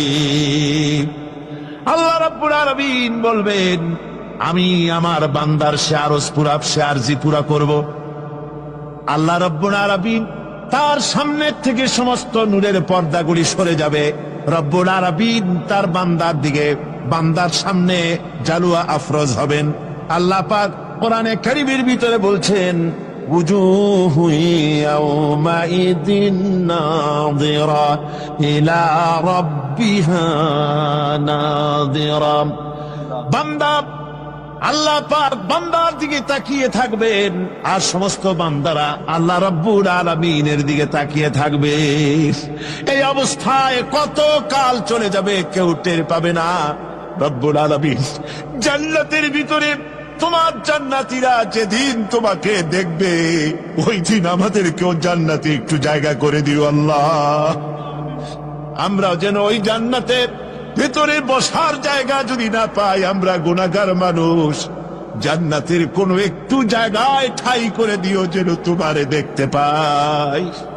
আয় আল্লাহ, তোমাকে দেখার তৌফিক আমাদের দিও, জোরে বলেন আমিন। চৈত্র বৈশাখ মাসে প্রখর রোদে মাটি ফেরে চৌচির হয়ে যায়। এই ফেটে যাওয়া চৌচির মাটিতে আল্লাহ পাক বৃষ্টির পানি দিয়ে এই মাটিকে, এই মৃত্যু মাটিকে আল্লাহ পাক যেভাবে জিন্দা করেন, ইন্না যালিকা লামুহয়িল মাউতা ওয়া হুয়া আলা কুল্লি শাইইন কাদির, সে আল্লাহ পাক তোমরা মরলে পরে আবার এভাবে জিন্দা করতে পারবেন। জোরে কোন সুবহানাল্লাহ। আমার ভাইয়েরা, আল্লাহ পাকের পরে বলেন, দেখো মৃত্যু জমিনকে কেমনে জিন্দা করি। আল্লাহুল্লাযী আরসালার রিয়াহা ফাতুসিরু সাহাবা ফাসুকনাহু ইলা বালাদিন মাইতিন ফাআহইয়ানা বিহিল আরদা বা'দা মাউতিহা কাযালিকান নুশুর। আমি আল্লাহ রাব্বুল আলামিন ওই সমুদ্রের নোনা পানিগুলোকে, সমুদ্রের লবণাক্ত পানিগুলিকে বাষ্পীয় আকারে উত্থিত করে মেঘমালায় পরিণত করি, আর এরপরে বাতাসকে হুকুম করি, বাতাস সেই মেঘটারে টেনে নিয়ে যাও মুখ জায়গায়। মেঘ চলে এলো। আল্লাহ রাব্বুল আলামিন বলেন, মেঘ এবার বিন্দু বিন্দু করে বৃষ্টি বর্ষণ করে দে। আমার হুকুমে ওই পানিগুলি বৃষ্টি হয়ে বিন্দু বিন্দু হয়ে জমিনে পতিত হয়। আল্লাহ বলেন, এভাবে করে বৃষ্টির পানি দিয়া মরা জমিনকে জিন্দা করে দিয়া নববধূ গর্ভধারণের যেমন প্রস্তুতি নেয়, বৃষ্টির পানি পায়া মরা জমিন তেমন ফসল ধারণের জন্য প্রস্তুতি নিয়ে নেয়। সুবহানাল্লাহ বিহামদি। এইটা যেভাবে আমি করি, কাযালিকান নুশুর, এইভাবে করে তোমাদের কি কিয়ামতের দিন আমি জিন্দা করতে পারবো? কেমনে অস্বীকার করো? কাইফা তাকফুরুনা বিল্লাহি ওয়া কুনতুম আমওয়াতান ফাহইয়াকুম সুম্মা ইউমীতুকুম সুম্মা ইলাইহি তুরজাউন। কি করে তুমি আমাকে, আমি আল্লাহকে অস্বীকার করো? কুনতুম আমওয়াতান, তুমি ছিলে নিষ্প্রাণ, ফাহইয়াকুম, এরপরে আমি তোমাকে জিন্দা করলাম, সুম্মা ইউমীতুকুম, এরপরে তোমাকে আমি মৃত্যু করব, সুম্মা ইউহয়ীকুম, এরপরে তোমাদেরকে আবার আমি জিন্দা করব, সুম্মা ইলাইহি তুরজাউন, এরপরে তোমাদের সকলকেই আমার কাছে ফিরে আসতে হবে। দেখেন না, আমরা যখন মানুষকে কবরে রাখি, কবরে রাখা তারপরে উপরে মাটি দিয়ে কি বলেন আপনারা? মিনহা খালাকনাকুম, পড়েন, মিনহা খালাকনাকুম ওয়া ফিহা নুঈদুকুম ওয়া মিনহা নুখরিজুকুম তারাতান উখরা। এ বান্দা, এই মাটি দিয়া তোরে তৈরি করা হয়েছিল, এ মাটির ভিতরে রেখে গেলাম, আবার এই মাটি থেকে আল্লাহ রব্বুল আলামিন তোমারে জিন্দা করবেন। কিয়ামতের ময়দানে সকলকে উঠতে হবে সেখানে আল্লাহর দরবারে। আল্লাহ পাক বলছেন, বান্দা কেমনে অস্বীকার করো? ইন কুনতুম ফি রাইবিম মিনাল বা'স فإنا خلقناكم من تراب। পরকালকে যারা অস্বীকার করো, কিয়ামতে উঠতে হবে, এটাকে কিভাবে অস্বীকার করো? চিন্তা করে দেখো, তুমি নিষ্প্রাণ মাটি ছিলে, সেই মাটি দিয়েই আমি তোমাকে তৈরি করেছি। আবার আল্লাহ পাক মানুষকে আরো বুঝান, কিয়ামত আছে, পরকাল হবে, আল্লাহর দরবারে উঠতে হবে। আলাম ইয়াকুন নুতফাতাম মিন মানিয়্যিন ইউমনা। তুমি কি মাতৃগর্ভে নিক্ষিপ্ত এক ফোঁটা পানি ছিলে না? সুম্মা কানা আলাকাতান ফাখালাকা ফাসাওয়া। এরপরে তোমাকে মাংসপিণ্ডে, জমাট রক্তে মাংসপিণ্ডে পরিণত করা হলো। এরপরে তোমাকে সুন্দর করে তোমাকে সুগঠিত করা হলো। فجعل منه الزوجين الذكر والأنثى। এরপরে মাতৃগর্ভের ভিতরে আমি এটাকে পুরুষ বানালাম, কন্যা সন্তান অথবা পুত্র সন্তানে পরিণত করলাম। এইটা যে পেরেছে, যিনি পেরেছেন, আলাইসা যালিকা বিকাদিরিন আলা আইয়ুহিয়াল মাউতা। সে আল্লাহর পক্ষে কি সম্ভব নয় যে তোমার মৃত্যুর পরে তিনি আবার জিন্দা করতে পারবেন? কি বলেন সম্ভব না? তিনি পারবেন না? নিশ্চয়ই তিনি আবার কিয়ামতের মাঠে আমাদেরকে হাজির করতে পারবেন, এতে কোনো সন্দেহ নাই। আল্লাহ পাক সেই জন্য এখানে বলতেছেন যে বাল কাযযাবু বিসসাম, ওরা আসলেই পরকালকে অস্বীকার করেছে। আপনি যে নবী, এতে কোনো সন্দেহ নাই। আপনি খানা খান, আপনি বাজারে যান, এটাই মূল আপত্তির বিষয় না। মূল কথা হলো তারা পরকালকে অস্বীকার করেছে। আল্লাহ পাক বলেন, وأن الساعة آتية لا ريب فيها। অবশ্যই সে সময় আসবে, সে কিয়ামত আসবেই, এতে কোনো সন্দেহ নাই। وأن الله يبعث من في القبور। আর আল্লাহ পাক তিনি কবরের মধ্যে অন্তরিত যা কিছু আছে সবাইকে কিয়ামতের দিন আল্লাহ পাক ময়দানে উঠাবেন। কিয়ামতে আল্লাহর দরবারে সকলকে হাজির হতে হবে।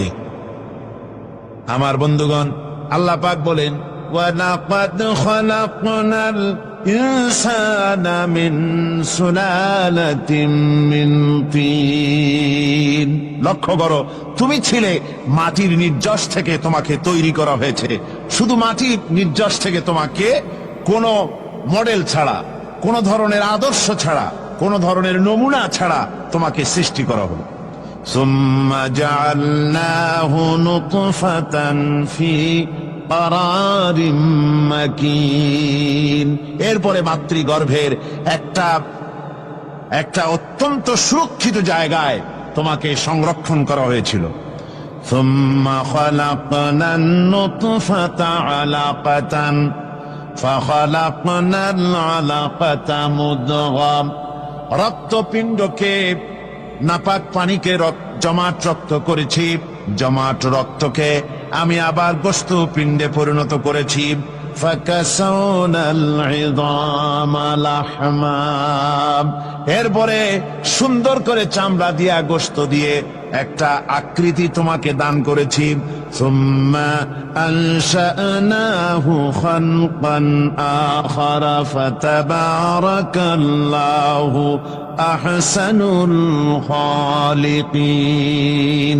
এরপরে সুন্দর একটা বিশেষ একটা আকৃতি দিয়ে তোমাকে আমি সুন্দর করে সুগঠিত করে তোমাকে তৈরি করেছি।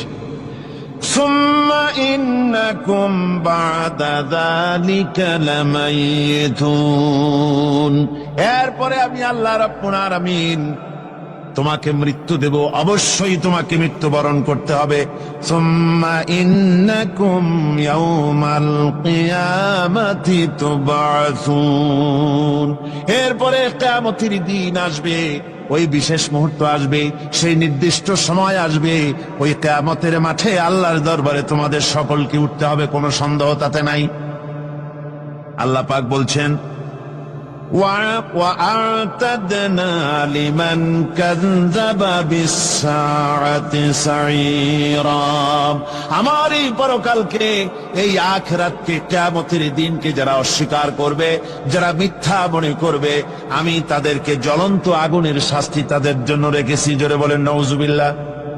সেই কিয়ামত, যে দিনটা আল্লাহ পাক মানুষের জন্য রেখেছেন, সেই কিয়ামতের অবস্থা বড়ই মারাত্মক। মানুষেরা তা জানে না। মানুষ যদি তা বুঝতে পারত, জানতে পারত, তাহলে মানুষেরা গুনাহের কাজ করতে পারত না। আপনারা কি চিন্তা করেন, ওই যে কাফের গুলি মক্কার জীবনে, রাসূল পাক সাল্লাল্লাহু আলাইহি ওয়াসাল্লামের মক্কি জিন্দেগিতে যে সমস্ত মানুষগুলি চুরি করত, ডাকাতি করত, জেনা করত, বদমাশি করত, মানুষ হত্যা করত, এই লোকগুলি ফিরে আসলো কিসের কারণে? তাদেরকে আখিরাতের কথা বলা হয়েছে, এই পরকালের কথা বলা হয়েছে। কোরআন শরীফে আল্লাহ রাব্বুল আলামিন পরকালের কথা, মৃত্যুর কথা, কিয়ামতের কথা, হাসরের কথা, সিরাতের কথা, মিজানের কথা, মওতের কথা যত বলেছেন, জান্নাতের কথা যত জায়গায় যতগুলা বলেছেন, সবগুলি আয়াতে কারিমা যদি এক জায়গায় করা যায়, তাহলে পুরা কোরআন শরীফের 1/3 10 পারার সমান হবে। জোরে বলেন সুবহানাল্লাহ। যেহেতু পরকালের চিন্তা ছাড়া মানুষের জীবন পরিচ্ছন্ন হতে পারে না, সুন্দর হতে পারে না, অপরাধ মুক্ত হতে পারে না। আল্লাহ পাক বলেন, সেই দিনটি বড়ই ভয়ানক, বিপজ্জনক। ওই দিনটির ব্যাপারে আল্লাহ পাক তার বান্দাদেরকে সতর্ক করে দিয়েছেন, বান্দারা সতর্ক হয়ে যাও, এইভাবে দিন যাবে না, কিয়ামত আসবে। আর ওই কিয়ামত এত মারাত্মক হবে, আল্লাহ সতর্ক করছেন বান্দাদেরকে, ইয়া আইয়ুহান নাসুত্তাকু রাব্বাকুম ইন্না যালজালাতাস সাআতি শাইউন আযীম।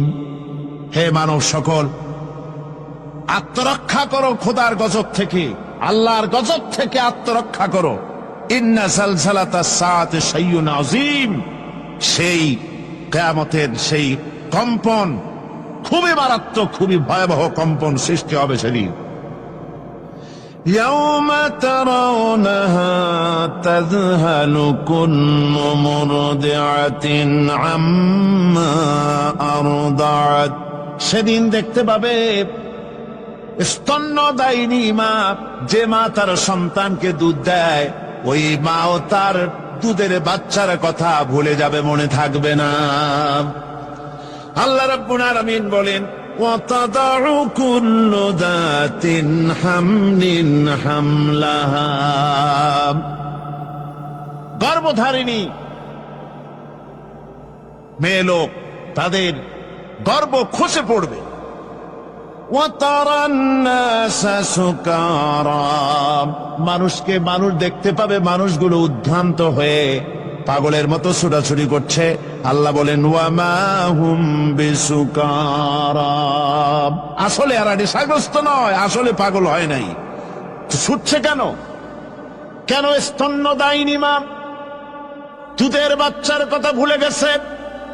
গর্ভধারিণী গর্ভবতী নারী, তার গর্ভ খসে পড়েছে, মানুষ পাগলের মতো দৌড়াচ্ছে। কারণ কি? পাগল তো হয় নাই। আল্লাহ বলেন, আসল কারণ হলো ওয়ালাকিন্না আযাবাল্লাহি শাদীদ, আল্লাহর ভয়ঙ্কর আযাব। আর এই সব দৃশ্য, এই সব কম্পন মানুষের মধ্যে ত্রাস সৃষ্টি করে দিয়েছে, এই অবস্থার সৃষ্টি করেছে। আমার ভাইয়েরা, আল্লাহ পাক বলেন, وَأَنذِرْهُمْ يَوْمَ الْآزِفَةِ إِذِ الْقُلُوبُ لَدَى الْحَنَاجِرِ كَاظِمِينَ। ও নবী, মানুষদেরকে আপনি সতর্ক করেন, ওই দিনটা এমন হবে, ভয়ের চোটে মানুষের কলিজা তার মুখের কাছে চলে আসবে। মানুষ ভয়তে অস্থির হয়ে যাবে, কলিজা গলার কাছে চলে আসবে। সেই দিনের কথা তাদের শোনায় দেন। ওই দিনটা এমন মারাত্মক দিন, فَكَيْفَ تتقون إن كفرتم يوما يجعل الولدان شيبا সেদিন ভয়ে চিন্তায় যুবক ছেলে বৃদ্ধে পরিণত হয়ে যাবে, কিশোরগুলি তরুণগুলি বৃদ্ধে পরিণত হয়ে যাবে। আমার বন্ধুগণ, মানুষ সেদিন দিক বিদিক হয়ে দৌড়াতে থাকবে, পালাবো কোথায়? আল্লাহ কোরআন শরীফে সব কথা বলে দিয়েছেন। ইয়াকুলুল ইনসানু আইনাল মাফার, কোথায় ভাগবো, পালাবো কোথায়? অস্থির হয়ে মানুষ দৌড়াতে থাকবে, পালাবো কোথায়, যাব কোথায়? আল্লাহ বলেন কাল্লা লা ওয়াজারা ইলা রাব্বিকা ইয়াউমাইযিনিল মুস্তাকার, ভাগবার কোন রাস্তা নাই, পালাবার কোন পথ নাই, একমাত্র তোমার রব ছাড়া, আল্লাহর দরবার ছাড়া পালানোর কোন রাস্তা আজার নাই। আমার বন্ধুগণ, এই কঠিন সময়, এই কঠিন দিনে, পরকালের এই দিনে, কিয়ামতের এই মারাত্মক অবস্থায় সকলকে উঠতে হবে। আল্লাহ পাক বলেন, এরপরে কিয়ামত অনুষ্ঠিত হয়ে যাবে। সূরা ফুরকানে আল্লাহ বলছেন, ইযা রাআতুহুম মিন মাকানিন বাঈদিন সামিউ লাহা তাগায়ুযান ওয়া যাফীরা, যখন তাদেরকে জাহান্নাম দেখতে পাবে, অর্থাৎ জাহান্নামের, যখন তারা জাহান্নামের দিকে অগ্রসর হবে, তখন তারা দূর থেকেই জাহান্নামের ক্রোধ এবং তেজস্বী আওয়াজ শুনতে পাবে। জাহান্নামের আওয়াজ, বিকট আওয়াজ। ওই যে কক্সবাজারের সমুদ্র সৈকতে ভ্রমণ করতে গিয়ে সমুদ্রের তুফানের আওয়াজ শুনছেন না? কথা কন না কেন? সমুদ্রের তুফানের আওয়াজ শুনেছেন তো? এইটা কি? এটা কিছুই না, এর থেকে মারাত্মক আওয়াজ, তেজস্বী ক্রোধের আওয়াজ কানের মধ্যে আসতে থাকবে জাহান্নামীদের। আল্লাহ রাব্বুল আলামিন বলেন, ওয়াইদা উলকু মিনহা মাকানান দায়্যিকাম মুকাররানিনা দাউ হুনালিকা সুবুরা, যখন তাদেরকে হাত পা বেঁধে এই জাহান্নামের কোন সংকীর্ণ জায়গায় ফেলে দেওয়া হবে, তখন দাও হুনালিকা সুবুরা, তারা তখন নিজেদের ধ্বংস এবং মৃত্যু কামনা করবে। আল্লাহ বলেন, লা তাদউল ইয়াউমা সুবুরা ওয়াহিদান ওয়াদউ সুবুরান কাসীরা, আজকে এক মৃত্যু ডেকো না, অসংখ্য মউত ডাকো। আজকে মউত আর তোমাদের আসবে না, অসংখ্যবার ডাকলেও মউত তোমাদের আসবে না। এই যে জাহান্নামের দিকে তাদের নিয়ে যাওয়া হবে, আল্লাহকে অস্বীকার করলে, নবীকে অস্বীকার করলে, ইসলামকে অস্বীকার করলে, আল্লাহর নবীর নবুয়তকে অস্বীকার করলে তাদের জায়গা হবে জাহান্নাম। আর সে জাহান্নাম এত মারাত্মক, এত কঠিন জায়গা, যে জায়গা সম্পর্কে আল্লাহ পাক বলছেন, ইন্নাহু মাইয়াতি রাব্বাহু মুজরিমান ফাইন্না লাহু জাহান্নামা লা ইয়ামুতু ফিহা ওয়া লা ইয়াহইয়া, অপরাধী হয়ে যে লোক আল্লাহর দরবারে উপস্থিত হবে, তার জন্য জাহান্নাম হবে, জাহান্নামে আল্লাহ দিবেন। আর ওই জাহান্নামে যখন লোকটা পড়ে যাবে, জাহান্নামের অবস্থা এমন হবে, লা ইয়ামুতু ফিহা ওয়া লা ইয়াহইয়া, সে বাঁচবেও না, মরবেও না, জীবন মৃত্যু একটা অবস্থা সৃষ্টি হবে। ওই জাহান্নামে নারুল্লাহিল মুকাদাতুল্লাতী তাত্তালিউ আলাল আফইদা, জাহান্নামের প্রচন্ড আওয়াজ, এ আগুন উৎক্ষিপ্ত হয়ে তাদের কলিজা পর্যন্ত, অন্তর পর্যন্ত স্পর্শ করবে। এই আগুনের তাপ আর এদের পাহারায় রাখা হবে ইন্নাহা আলাইহিম মুসাদাতুন ফি আমাদিন মুমাদ্দাদা। জাহান্নামীদের পাহারায় রাখা হবে নির্মম, কঠোর ব্যবহার, কর্কশ আওয়াজ, কর্কল ভাষী এ ধরনের ফেরেশতাদেরকে রাখা হবে তাদের পাহারায়, তারা নিয়োজিত থাকবে। আল্লাহ রাব্বুল আলামিন বলেন, ও দুনিয়ার মানুষ, ইয়া আইয়ুহাল্লাযীনা আমানু কু আনফুসাকুম ওয়া আহলিকুম নারা। ও ঈমানদারেরা, আল্লাহর তো দয়া বেশি বান্দার জন্য। বান্দার উপরে দয়া কার সবচেয়ে বেশি? সবচেয়ে বেশি দয়া হলো বান্দার উপরে আল্লাহর। আল্লাহ চান না যে সে জাহান্নামে যাক, কঠিন জায়গা জাহান্নাম। আল্লাহ বলেন, ও মুমিনেরা, তুমি নিজে আর তোমার পরিবার পরিবর্গকে জাহান্নামের আগুন থেকে রক্ষা করো, আগুন থেকে রক্ষা করো, জাহান্নামের রাস্তা থেকে তাদের ফিরাও। ওই জাহান্নাম, যেই জাহান্নামের ইন্ধন হবে মানুষ আর পাথর। ফিরাও জাহান্নাম থেকে মানুষকে, তোমার সন্তানদেরকে ফিরাও। আজকে যে সব সন্তানের আল্লাহ বলেন তুমি নিজে বাঁচো, আহল আয়ালকে বাঁচাও। যে সব সন্তান তোমার নামাজ নাই, রোজা নাই, আল্লাহ পরকালের চিন্তা নাই, যারা ইসলামকে বিশ্বাস করে না, যারা মনে করে কোরআন হচ্ছে বেহেশত দোজখের কথা শুধু, ওতে কোন মানুষের অর্থনীতি, সমাজনীতি, রাজনীতির ব্যাপার নাই, মানুষের জীবনের দরকারি জিনিসগুলি সেখানে নাই। সুতরাং আমরা যদি দুনিয়ায় সুখ সমৃদ্ধি পেতে চাই, তাহলে আমাদেরকে মানুষের তৈরি করা মতবাদ মানতে হবে। এইভাবে ছেলেরা যখন মানুষের তৈরিকার মতবাদের দিকে যখন দৌড়ায়, মা বাপ যদি তাদেরকে না ফিরায়, জাহান্নাম থেকে বাঁচাবার জন্য যদি চেষ্টা না করে, কিয়ামতের দিন ওই সন্তানেরা জাহান্নামে, যখন জাহান্নামের অর্ডার তাদের হয়ে যাবে, তারা বলবে, রব্বানা আরিনাল্লাযাইনি আদাল্লানা।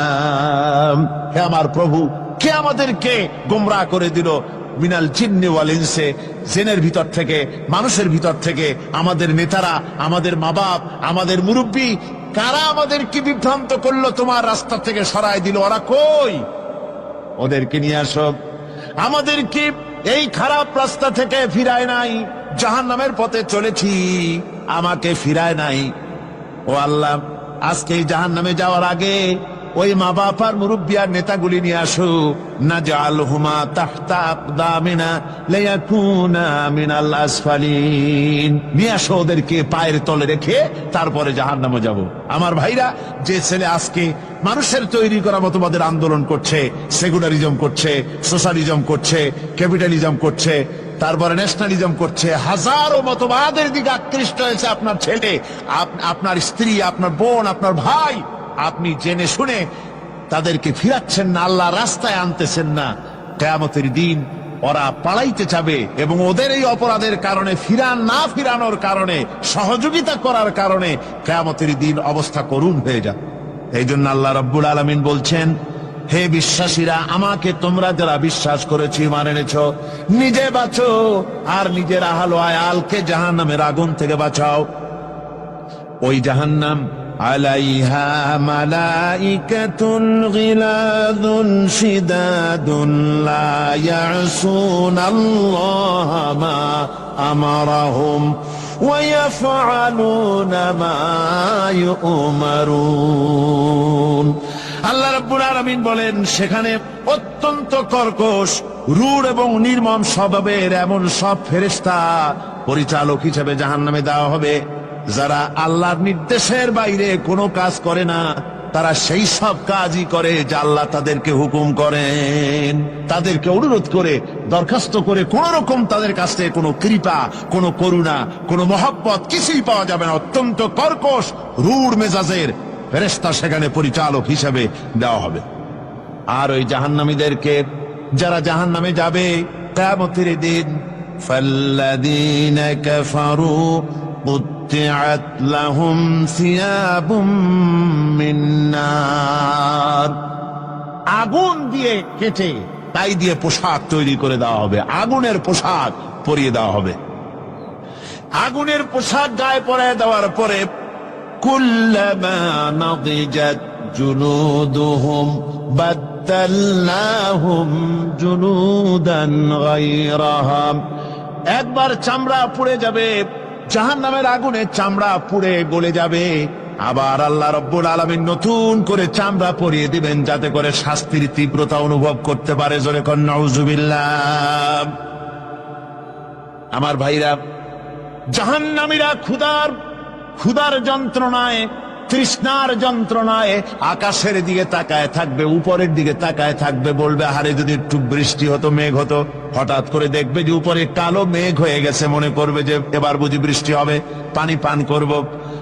মেঘ তারা দেখতে পেল, মেঘের ভিতর থেকে অল্পক্ষণের ভিতরে গরম পানি পড়বে, এমন গরম পুঁজ, এমন গরম রক্ত পড়বে যেগুলি পান করলে পরে সঙ্গে সঙ্গে পেটের নাড়ি ভুঁড়ি আর কলিজা পিছনের দরজা দিয়ে সব বেরিয়ে যাবে।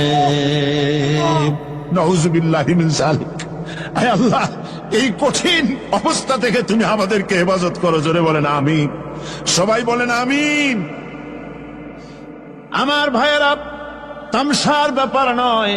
ও যুবক ভাইয়েরা, শিক্ষিত ভাইয়েরা, তামসা করার ব্যাপার না। দুনিয়ায় খেলতামাশা ফুর্তি করার জায়গা না। जगह जी लगाने के लिए ये दुनिया नहीं है, ये इबरत की जा है तमाशा नहीं है। দুনিয়া উপদেশ গ্রহণ করার জায়গা, খেল তামাশা করার জায়গা না।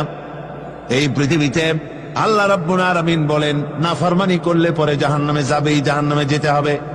ওই জাহান্নামীদেরকে কি খেতে দেওয়া হবে? আল্লাহ পাক বলছেন, শোনো, খেতে দেব কি? তুসকা মিন আইনিন আনিয়া, ফুটন্ত গরম পানি তাদেরকে পান করতে দেওয়া হবে। লাইসা লাহুম তুআমুন ইল্লা মিন দরি, কাঁটা যুক্ত ঘাস তাদেরকে খেতে দেওয়া হবে। লা ইউসমিনু ওয়ালা ইউগনি মিন জু, এই খাবারে তাদের শরীর পরিপুষ্ট হবে না, আর ক্ষুধাও নিবৃত্ত হবে না।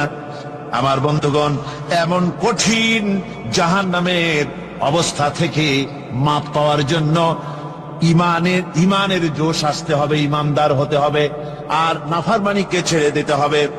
জাহান্নামে যখন মানুষদেরকে নিয়ে যাওয়া হবে, জাহান্নামীদেরকে, ইযা উলকু ফিহা সামিউ লাহা শাহীকান ওয়া হিয়া তাফুর, যখনই খোদাদ্রোহীদেরকে জাহান্নামের দিকে নিয়ে যাওয়া হবে, আজ তো খুব মাতবাড়ি, কত ভক্ত আছে, তারপরে কত শক্তি, কত কিছু, কিন্তু আল্লাহর দরবারে যখন হাজির হবে, কোন শক্তি তখন কাজে লাগবে না, কোন শক্তি কাজে লাগবে না। জাহান্নামে যখন তাদেরকে নিয়ে যাওয়া হবে, জাহান্নাম তখন গোসায় ফেটে পড়তে থাকবে, জাহান্নামের ভিতর থেকে গর্জন আসতে থাকবে, তাকাদু তামাইয়াজু মিনাল গায়জ, জাহান্নাম যেন গোসায় ফেটে পড়তে চাইবে। কুল্লামা উলকিয়া ফিহা ফাওজুন সাআলাহুম খাজানাতুহা আলাম ইয়াতিকুম নাদির, জাহান্নামের পরিচালক বলবে, ও আল্লাহর বান্দা, কেন আজ জাহান্নামে আসলি, কেন দোজখে আসলি? আলাম ইয়াতিকুম নাদির, তোর কাছে কি কোনো ভীতি প্রদর্শক কেউ যায় নাই? কোন নবীর কথা কি শোনো নাই? কোরআনের কথা কি শোনো নাই? হাদিসের কথা কি শোনো নাই? জাহান্নামে কেন এলি? এত বড় খারাপ জায়গা কেন আসলি? শোনো নাই কি? কোনো ভয় দেখানো কেউ কি সব সতর্কবাণী শোনায় নাই? বেঈমানেরা বলবে, ক্বালু বালা ক্বাদ জাআনা নাযীর, হ্যাঁ, আমাদের কাছে এসেছিল, আমাদের কাছে ভীতি প্রদর্শনকারী এসেছিল। ফাকাযযাবনা ওয়া কুলনা মা নাযালাল্লাহু মিন শাই, এসেছিল কিন্তু আমরা বলেছি বেটা মিথ্যে কথা বলে। জোরে কর নাউজুবিল্লাহ। বেটা মিথ্যে কথা বলে। কিসের বেহেশত, কিসের দোজখ? খালি খালি দোজখের একটা ভয় দেখাইয়া দুনিয়ার এই টাটকা সুখগুলি নষ্ট করতে চায় এরা। পয়গম্বরদেরকে এরকম বলেছে, আর আলেমদেরকেও যখন কোরআন হাদিস থেকে বলা হয় তখন বলে, আরে জানি দোজখের কথা কইতে, দোজখ কিসের আর বেহেশত সে তো এক অসভ্য উদ্যান, জোরে কর নাউজুবিল্লাহ। এমনি করে তারা তামসা করে। ওরা বলবে আমরা এসেছিল ভীতি প্রদর্শনকারী, আমরা মিথ্যে মনে করেছি, বলেছি ওটা মিথ্যে কথা, আর বলেছি আল্লাহ এই ধরনের কিছু নাজিল করেন নাই।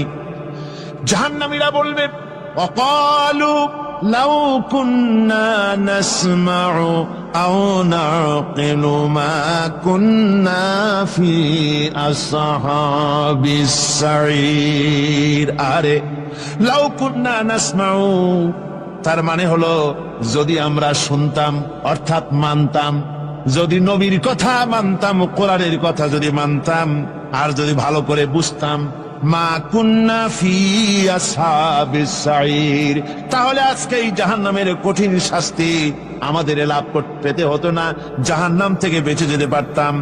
কি সর্বনাশ করলাম, বুঝি নাই, যা কিছু শুনেছি মানুষের কথা মতো শয়তানের ওয়াসওয়াসায় পড়ে তো ভুলই করলাম।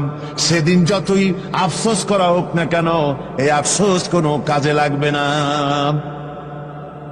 কুল আযালিকা খায়রুন আম জান্নাতুল খুলদিল্লাতী উইদাল মুত্তাকুন কানাত লাহুম জাযাআন ওয়া মাসীরা।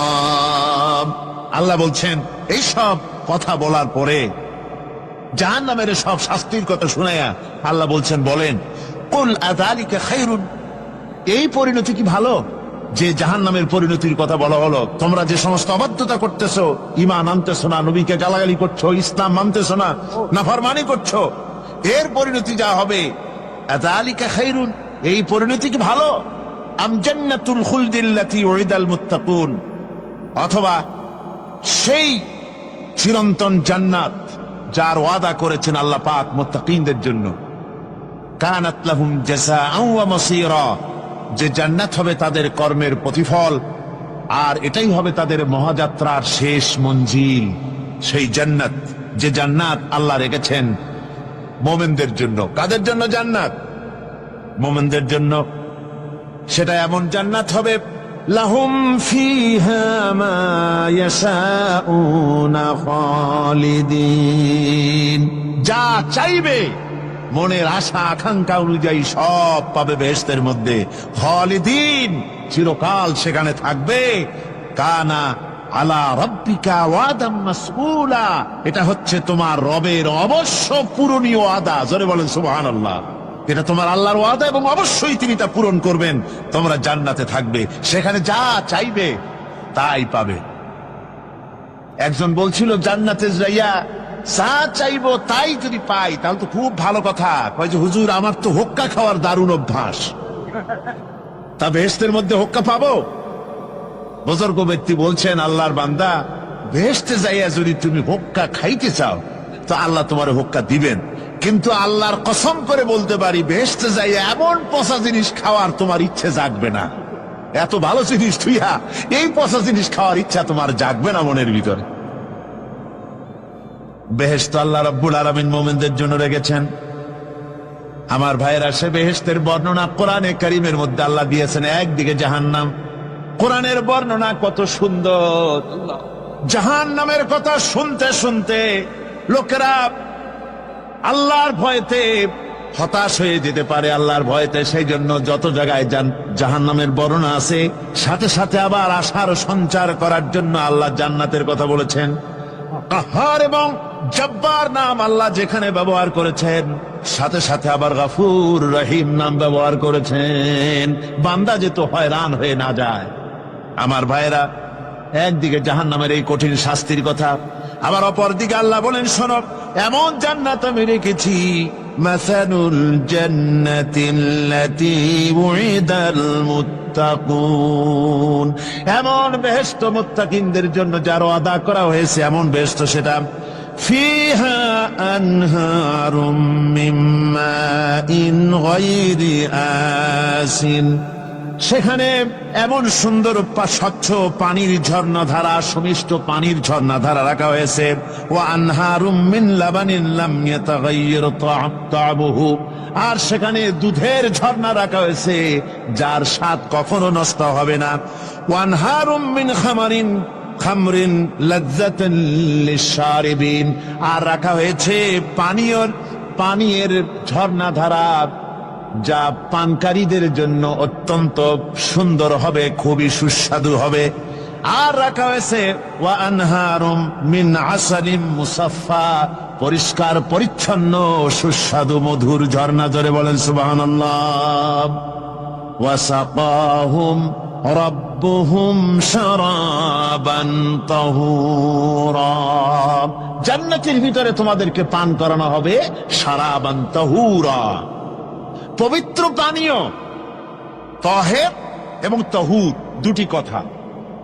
তাহের বলা হয় সেই জিনিসকে যা নিজে পাক, আর একজনকে পাক করতে পারে না, যেমন মধু, যেমন তেল, যেমন দুধ নিজে পাক, কিন্তু দুধ দিয়ে যদি কেউ গোসল করে, দুধ দিয়ে যদি কেউ উজু করে, ও নিজে পাক, কিন্তু আপনাকেও পাক করতে পারবে না। এটার নাম হচ্ছে তাহের। আর তাহুর বলা হয় সেই জিনিসকে যে নিজেও পাক এবং অন্যকেও পাক করে দিতে পারে, যেমন পানি নিজে পাক, ওটার দ্বারা উজু করলে, গোসল করলে সেও কি হবে? পাক হয়ে যাবে। আল্লাহ তাই বলেন জান্নাতের ভিতরে ওয়াসাকাহুম রাব্বুহুম শারাবান তাহুরা, জান্নাতের ভিতরে শরাবে তাহুর পান করানো হবে। ওই শরাবটা নিজেই পাক, আর যে পান করবে তাকে আরো পরিচ্ছন্ন পবিত্র করে দেবে। জোরে বলেন সুবহানাল্লাহ। সেই শরাব হবে এমন, খিতামুহু মিস্ক, যার মুখগুলি সুন্দর করে সুগন্ধি দিয়ে মিস্ক দিয়ে আটকানো রয়েছে। তারপরে কি ওয়াফি যালিকা ফালিয়াতানাফাসিল মুতানাফিসুন। এবার এই শরাব পান করার জন্য, এই পবিত্র পানীয় পান করার জন্য প্রতিযোগিতা করো, কে তোমরা প্রতিযোগিতা করে তার কাছে যেতে পারো। কিয়ামতের দিন আল্লাহ পাক জান্নাতে এই জিনিস পান করাবেন, আর ওই পাগলেরা কয় মদ খাওয়াবে। জোরে কান নাউযুবিল্লাহ। যার যে অভ্যাস সেটাই সে নিজেও তাই চিন্তা করে। আমার বন্ধুগণ, জান্নাতের ভেতরে আল্লাহ রাব্বুল আলামিন এভাবে মধুর ঝর্ণা রাখবেন, দুধের ঝর্ণা রাখবেন, সতত প্রবাহিত ঝর্ণা ধারা সেখানে থাকবে। মুত্তাকিনা আলাল আরাইকি লা ইয়ারাউনা ফিহা শামসান ওয়ালা জামহারিরা, জান্নাতীরা ঠেস দিয়ে ছায়ার মধ্যে আরাম করে বসে থাকবেন, না তাদেরকে সূর্যের তাপ জ্বালাতন করবে, আর না তাদের সেখানে কোনো কষ্ট হবে। এমনি করে আরাম করে তারা তার ভেতরে থাকবে, আর সেখানে তাদেরকে সুন্দর করে ছায়া সুনিবিড় এক সুন্দর জান্নাতের ভেতরে এক সুন্দরতম পরিবেশের মধ্যে আল্লাহ রাব্বুল আলামিন তাদেরকে সেখানে রাখবেন। এরপরে তারা وَإِذَا رَأَيْتَ ثُمَّ رَأَيْتَ نَعِيمًا وَمُلْكًا كَبِيرًا, সেখানে যেদিকেই তাকাবে সেদিকেই শুধু নিয়ামতের সাম্রাজ্য দেখতে পাবে, শুধু নিয়ামত আর নিয়ামত, এগুলি তাদের চোখে পড়বে। সেখানে না সূর্যের তাপ আর না শীতের প্রকোপ, কোনো কষ্ট নাই, মানুষের শরীর থেকে ঘামও বেরোবে না, সেখানে বার্ধক্য এসে কাউকে পীড়া দিবে না। হুজুর একজন বুড়া লোককে বলছিলেন, মিয়া তুমি তো বেহেশতে যাবে না, তুমি তো বুড়া মানুষ, তুমি তো বেহেশতে যাইতে পারবে না। লোকটা কান দিয়া অস্থির হয়ে গেছে। রাসূল বলছেন যে বেহেশতে বুড়া মানুষ যাবে না, তাহলে তো আমার উপায় নাই। হুজুর বলছেন না, তুমি তখন বেহেশতে যাবে, তুমি যুবক হয়ে যাবে। সুবহানাল্লাহ ওয়া বিহামদিহি। একজন কালো মানুষ হুজুর বলছেন যে কালো মানুষ বেহেশতে যাবে না, সে তো একদম কান্দা হয়রান। হুজুর বলছেন দেখো, তুমি যখন বেহেশতে যাবে তুমি কালো থাকবে না, তুমি সুন্দর সুশ্রী হয়ে যাবে। সুবহানাল্লাহ। আমার ভাইয়েরা, ওই জান্নাতের ভিতরে আল্লাহ রাব্বুল আলামিন অগণিত নিয়ামত মানুষের জন্য রেখেছেন, নিজের বান্দার জন্য রেখে দিয়েছেন। ওয়া হুরুন ঈন, বেহেশতীদের জন্য রয়েছে সুন্দর চক্ষুধারী হুরগণ রয়েছে সেখানে জান্নাতীদের জন্য। কামসালিল লুউলুইল মাকনুন, যেন সে এতই সুন্দর, যেন গোপনে রক্ষিত মুক্তার মতো, মুক্তা সদৃশ। এভাবে সুন্দরী হুরদেরকে আল্লাহ রাব্বুল আলামিন তার বান্দাদেরকে সেখানে রেখেছেন। লা ইয়াসমাউনা ফিহা লাগওয়ান ওয়ালা তা'সীমান ইল্লা কিলান সালামান সালামা। কোন পাপ সেখানে মানুষ দেখবে না, কোন বাজে কথা সেখানে শুনবে না, শুধু শান্তি আর শান্তি। আল্লাহ রাব্বুল আলামিন মুমিন বান্দাদের বলবেন, উদখুলুল জান্নাতা আনতুম ওয়া আজওয়াজুকুম তুহবারুন। আল্লাহ রাব্বুল আলামিন বলবেন, ও আমার বান্দারা, জান্নাতে প্রবেশ করো, তোমাদের স্ত্রীদেরকে সাথে নিয়ে জান্নাতে চলে যাও। সুবহানাল্লাহ ওয়া বিহামদিহি। তোমার স্ত্রী, তোমাদের স্ত্রীদেরকে নিয়ে, সাথে করে নিয়ে জান্নাতের ভিতরে চলে যাও, সেখানে তোমরা আরামে থাকো। ইউতাফু আলাইহিম বিসহাফিম মিন যাহাবিন ওয়া আকওয়াবিন وفيها ما تشتهي الأنفس وتلذ الأعين وأنتم فيها خالدون। তাদের সামনে সেখানে স্বর্ণ নির্মিত থালা এবং সমস্ত পাত্র তাদের সামনে ঘুরতে থাকবে। তারা সেখানে আরামে মন ভোলানো সাজ সজ্জা সরঞ্জামাদি ইত্যাদি দেখে তারা সেখানে অবাক হয়ে যাবে। এত সুন্দর জান্নাতের পরিবেশ দেখে তারা হয়রান হয়ে যাবে। এই জান্নাতীদেরকে আল্লাহ রাব্বুল আলামিন ফেরেশতাদেরকে অর্ডার করবেন, ও আমার ফেরেশতারা, আমার এই বান্দাগুলিকে জান্নাতের দিকে নিয়ে যাও।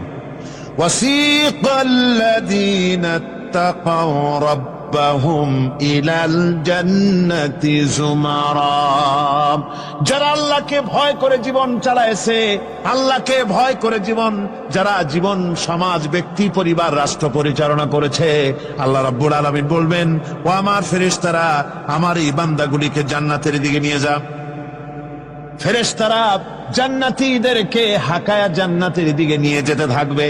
আবার ওদিকে আছে ওয়াসিকাল্লাযীনা কাফারু ইলা জাহান্নামা যুমারা। জাহান্নামীদেরকে হাকায় নিয়ে যাওয়া হবে কোন দিকে? কোন দিকে? জাহান্নামের দিকে। এখন ওয়াসিকা মানে হাকায় নিয়ে যাওয়া। বেহেশতীদেরকেও হাকায় নিয়ে যাবে, আর জান্নাতীদের কি কয় দোজখী যারা, তাদেরকেও হাকায় নেওয়া হবে, আর বেহেশতীদেরকেও হাকায় নেওয়া হবে। এটা কেমন কথা? দুই জায়গায় হাকানি খাওয়ান লাগবে। হাকানি বোঝেন তো? ধাক্কা।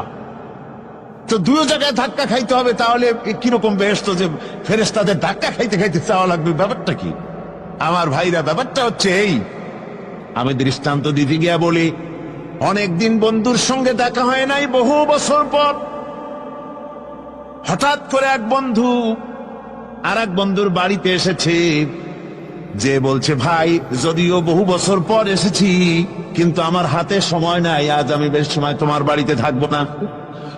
ওই বাড়িওয়ালা বন্ধু বলে, বন্ধু যতই ব্যস্ততা তুমি দেখাও না কেন, আজকে যখন তোমার একবার পাইছি, আমি তোমাকে ছাড়বো না। এই হলো একটা ছাড়বো না। আর ঢাকা হাইকোর্টের সামনে থেকে মকিম গাজী পালায় গেছে, ডাকাত।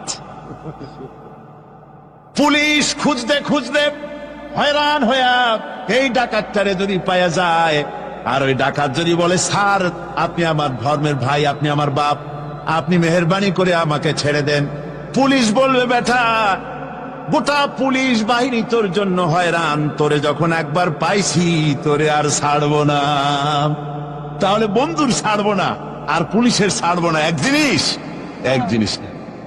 জাহান্নামীদেরকে ধাক্কা মারতে মারতে জাহান্নামের দিকে নিয়ে যাবে, জাহান্নামের দিকে যেতে চাইবে না, তাই ধাক্কা মারা লাগবে। আর বেহেশতীদের ধাক্কা মারা লাগবে কেন? বেহেশতীরা যখন জান্নাতের দিকে যেতে থাকবে, ওদের জন্য লাল কার্পেট সম্বর্ধনা দেওয়া হবে। এই দুনিয়ার পচা লাল কার্পেট না, এত সুন্দর করে সাজানো থাকবে। এক একটা মঞ্জিলে যখন যাবে, জান্নাতীদের জন্য সাজানো মঞ্জিল দেখে তারা মনে করবে এইটাই বুঝি বেহেশত। ঘটি বাটি লোটা যা আছে তাই নিয়ে ওইখানে বসে পড়বে। ফেরেশতারা কবে যে, আল্লাহর বান্দা তুমি এখানে বসছো কেন? এটা তো বেহেশত না। কয় এক থেকেও ভালো আছে নাকি? কয় আছে না, ওঠো, আরে মিয়া উঠো। এইভাবে করে ধাক্কা মারবে, ওঠো, সামনে যাও। আবার যখন সামনে যাবে, সেখানে এর থেকে আরো সুন্দর পরিবেশ দেখে ওইখানে আবার বসে পড়বে, মনে করবে এটা বুঝি বেহেশত। বলা হয় ফেরেশতারা বলবে আল্লাহর বান্দা এটা জান্নাত না, এর থেকেও ভালো জায়গা, সুন্দর জায়গা আছে। এইভাবে ধাক্কা মারতে মারতে তাদেরকে জান্নাতের কাছে নিয়ে যাওয়া হবে। হাত্তা ইযা জাউহা ওয়া ফুতিহাত আবওয়াবুহা ওয়া ক্বালা লাহুম খাযানাতুহা সালামুন আলাইকুম তিবতুম ফাদখুলুহা খালিদিন। এভাবে ধাক্কাতে ধাক্কাতে যখন তাদেরকে জান্নাতের দরজার কাছে নিয়ে যাওয়া হবে, আগে থেকেই তাদের জন্য দরজা খোলা থাকবে। সুবহানাল্লাহ, আগে থেকেই জান্নাত খুলে রাখা হবে। তাদেরকে বলা হবে, ওই জান্নাতের পরিচালক তিনি বলবেন আসুন, ওয়েলকাম করবেন তাদেরকে, সালামুন আলাইকুম, আপনাদের প্রতি আল্লাহর শান্তি বর্ষিত হোক। বড় ভালোভাবে জীবনযাপন করেছিলেন দুনিয়ায়, আল্লাহর হুকুম মেনে চলেছিলেন, আল্লাহর হুকুম পালন করেছিলেন।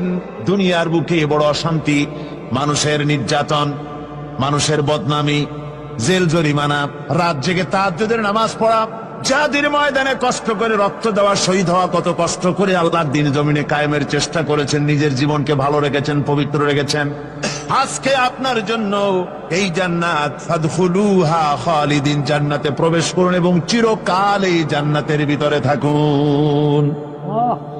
আল্লাহ রাব্বুল আলামিন ওই জান্নাতের সবকিছু দান করে দেবেন তাদেরকে, বেহেশতের মধ্যে তারা পৌঁছে যাবে। আর এই বেহেশতে পৌঁছে যাওয়ার আগে আরেকটি ঘটনা ঘটবে, সেটা হচ্ছে আল্লাহর নবী তিনি কাঁদতে থাকবেন। আল্লাহ রাব্বুল আলামিন বলবেন, নবী আপনি কাঁদেন কেন? আজকে তো আপনার কাঁদার দিন না, কেন কাঁদেন? মাকামে মাহমুদ দিয়েছি, আপনাকে কাউসার দান করেছি, কেন কাঁদেন? নবীজি বলবেন, রব্বুল আলামিন আমি দেখতে পাচ্ছি মাঝে মাঝে ফেরেশতারা আমার উম্মত গুলিকে জাহান্নামের দিকে নিয়ে যাচ্ছে। আল্লাহ রাব্বুল আলামিন বলবেন, ও আমার নবী, ও আমার হাবিব, জান্নাতি উম্মত গুলি যদি আপনি বাছাই করে নেন। হযরত আয়েশা রাদিয়াল্লাহু তাআলা আনহা বলেছেন, একথা শোনার পরে আমি প্রশ্ন করলাম, ইয়া রাসূলুল্লাহ, ওই পরকালে কিয়ামতের ময়দানে অসংখ্য নবীদের মাঝে, অসংখ্য উম্মতের মধ্য থেকে আপনার জান্নাতি উম্মত আপনি কি করে বেছে নেবেন?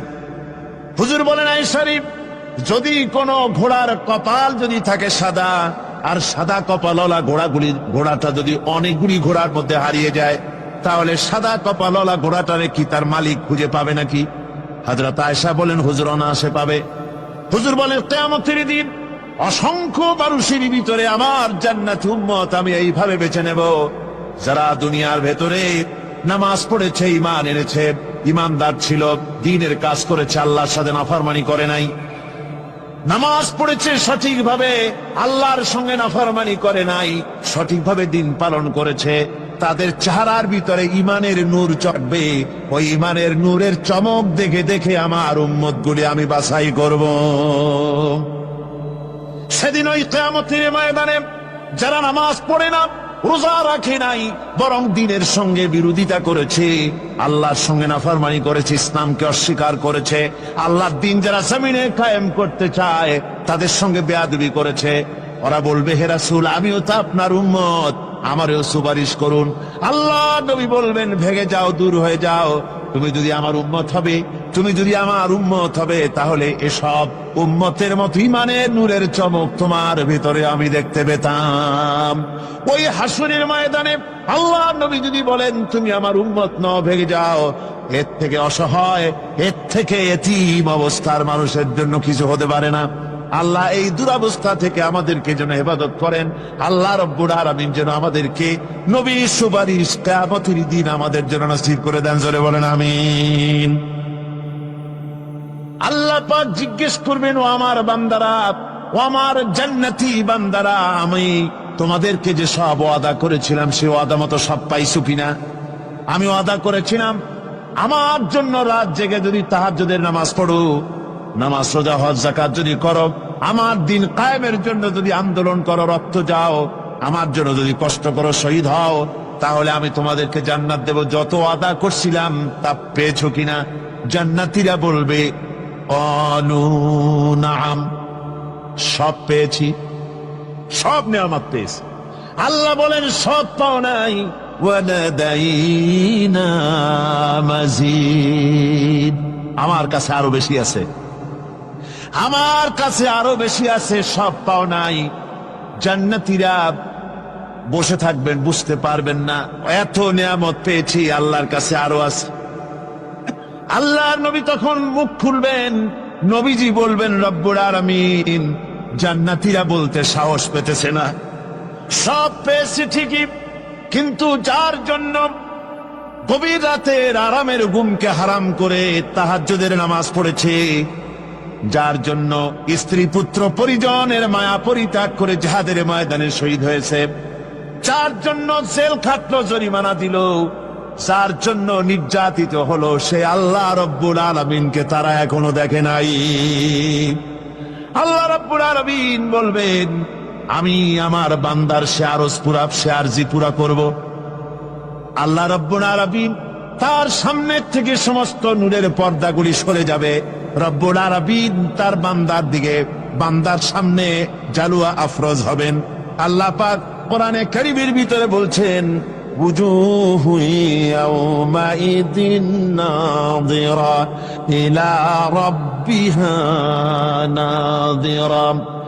বান্দা, আল্লাহ পাক বান্দার দিকে তাকিয়ে থাকবেন, আর সমস্ত বান্দারা আল্লাহ রব্বুল আলামিনের দিকে তাকিয়ে থাকবে।